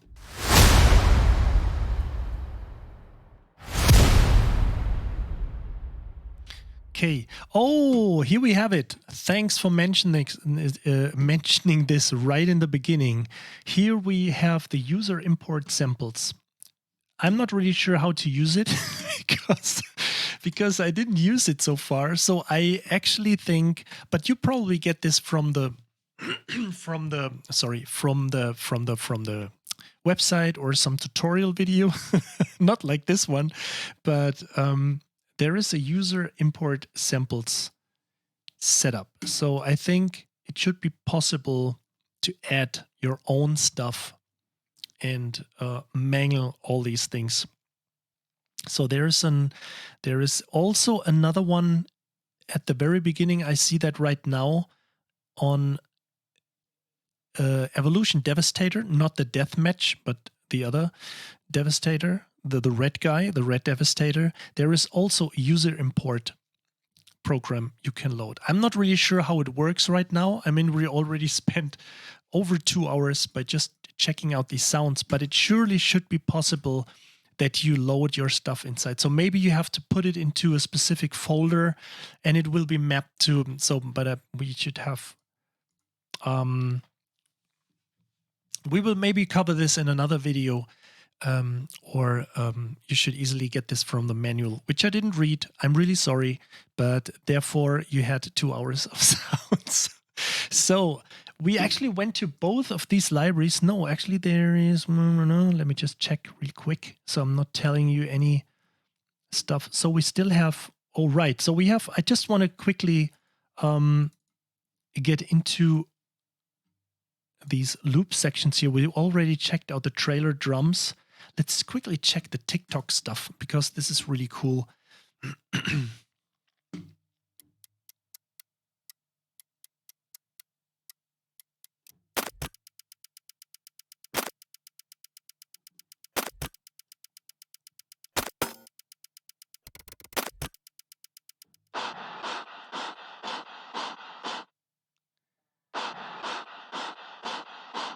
Yeah, there's some sick stuff going on, seriously. I mean,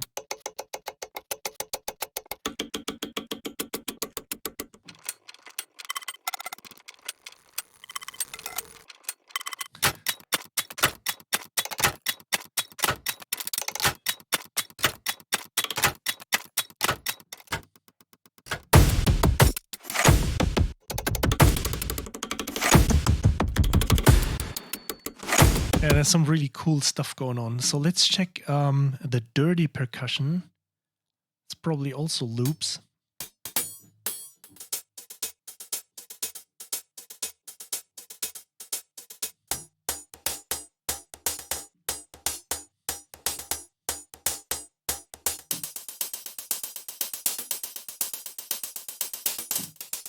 So it's lots of helpful stuff, especially towards the end of a track, and you still want to add something going. And usually don't work that much with cymbals or, you know, the typical hi-hat on trailer music.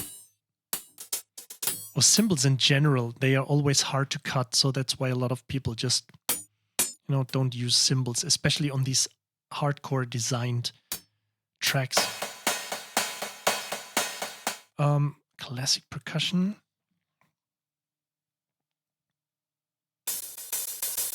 Okay, so I think this is all helpful stuff for the upper range. And we got some tonal loops here.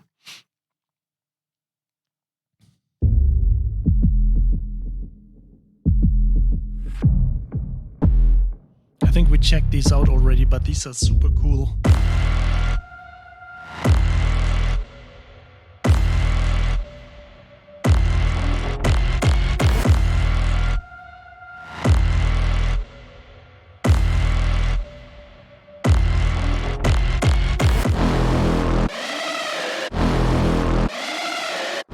So let's use these together.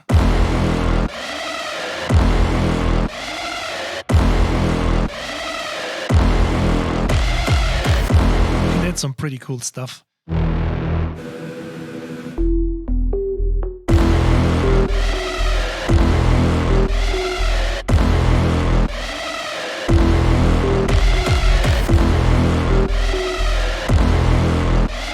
So you just need a big bass drum and some cool, or not big bass drum, but some cool loop, and then there's a yo. Yes. No. You can come up with some cool.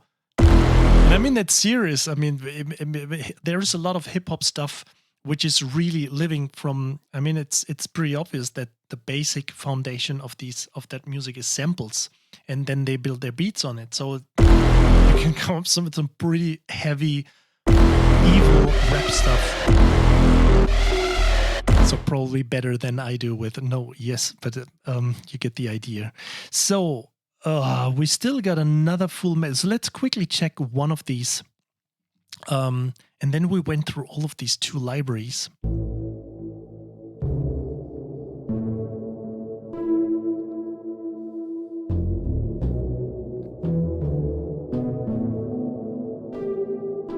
Yeah, pretty cool to, you know, building the intro of a melody, or making use, or already, you know, presenting the melody at the beginning of a track, and you want to build to later on.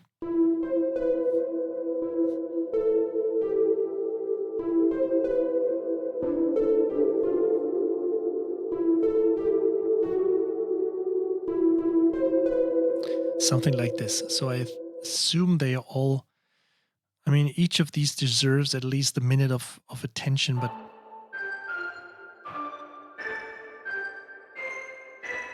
okay. Yeah, we went through the entire library. I hope it was lookable, viewable, watchable with all these dropouts. I will take care and see what's going on. And if we get more, like 75 viewers, so we need like 60 more for the next streams, then I will be actually probably jumping up to the partner, to the Twitch partner area, where I'm becoming a Twitch partner, and then I would have something like 8 kbit available to stream. So quality should also improve a little bit. I'm working on it. And actually, one thing, if you just have a few minutes of time, and I didn't do a video on this or nothing, as I stated in the, let me just quickly hop over to the giveaway page, because I quickly just wanted to show you something else. I said that the third prize you can win on this giveaway is Indian Drums Volume 1. And I secretly released these on my store. And I just quickly wanted to show you, if you just have a few minutes of time. So because there was a drum session happening in India, and we recorded 2 Indian, let's say more traditional. So after all this, this hybrid distortion, Brahm sounds stuff, there I said it again. It may sound very tiny and very small, but we actually tried to record these 2 Indian percussion instruments, which is one is the dolki and the other one is the pakshavai. I think I hopefully pronounced that right. And the pakshavai is basically like a 2-headed drum, and the dolki is actually a small dolak, which is also a two-headed drum. So there's like, I think, I'm not really sure right now, but one is there is skin or skin on it, and another one is open. But I'm not really sure if both were closed or one open. I would have to check again. And I quickly just wanted to show these if you just have a few minutes of time. So you already knew this is the setup. Again, this is probably the reason why I liked it that much, that the mod wheel is connected to cutoff filter. And if you play this, we just mapped all kinds of different playing styles.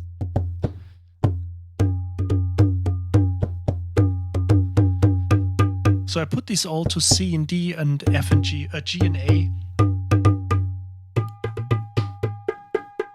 And it's actually, we recorded 8 round robins, so we mapped 2 keys, so it's 4 round robin notes, which actually play randomly, and we have 4 velocity layers. So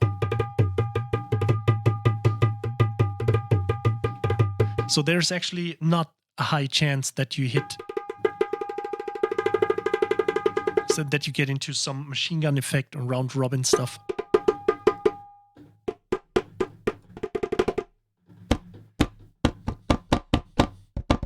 So it's not that easy actually to come up with these. Oops, I have not enough keyboard going on.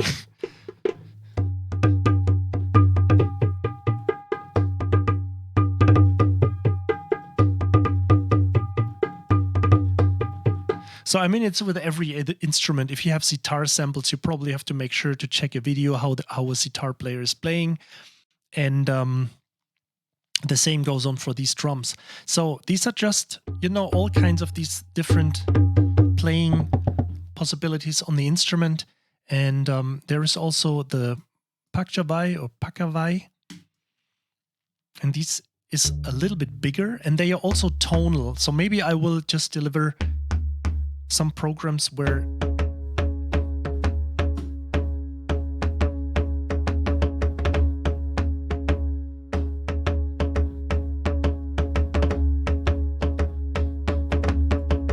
you can change the key or the pitch. I know there's a lot of going on, but this is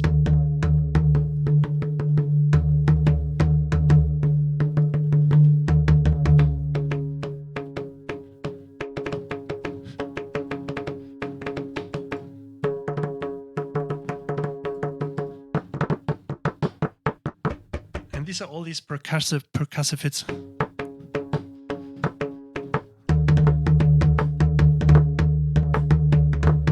Basically, you couldn't play that fast on just one side of the drum. So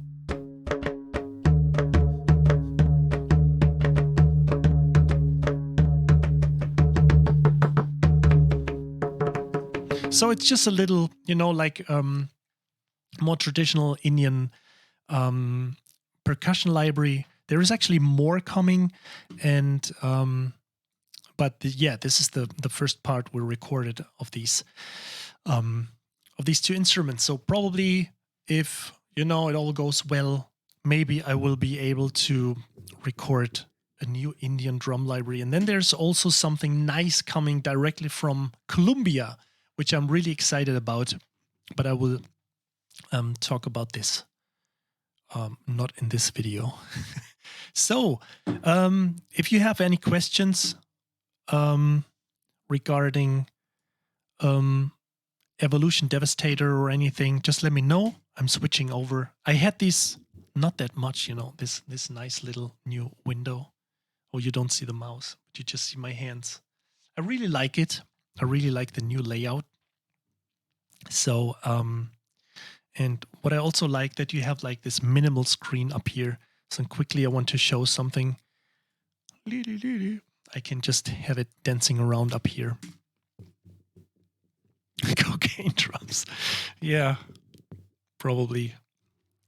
It would be really hard to record these, sniff effects like round robin, having like 8 sniff round robin effects or something. Yeah. So, what else do we do? Actually, I have a, I have a new. It's like really crazy because I have a new giveaway after this. I'm not really sure if that. Yes, actually, I will do this next week. Next week, Monday, when I am right, maybe like after I announce the winners of the Devastator giveaway. There will be a new giveaway coming along for another library. And it looks very good that there is something big coming along, but I can't say anything more. So keep your, fingers crossed that it all works out. It looks very good currently.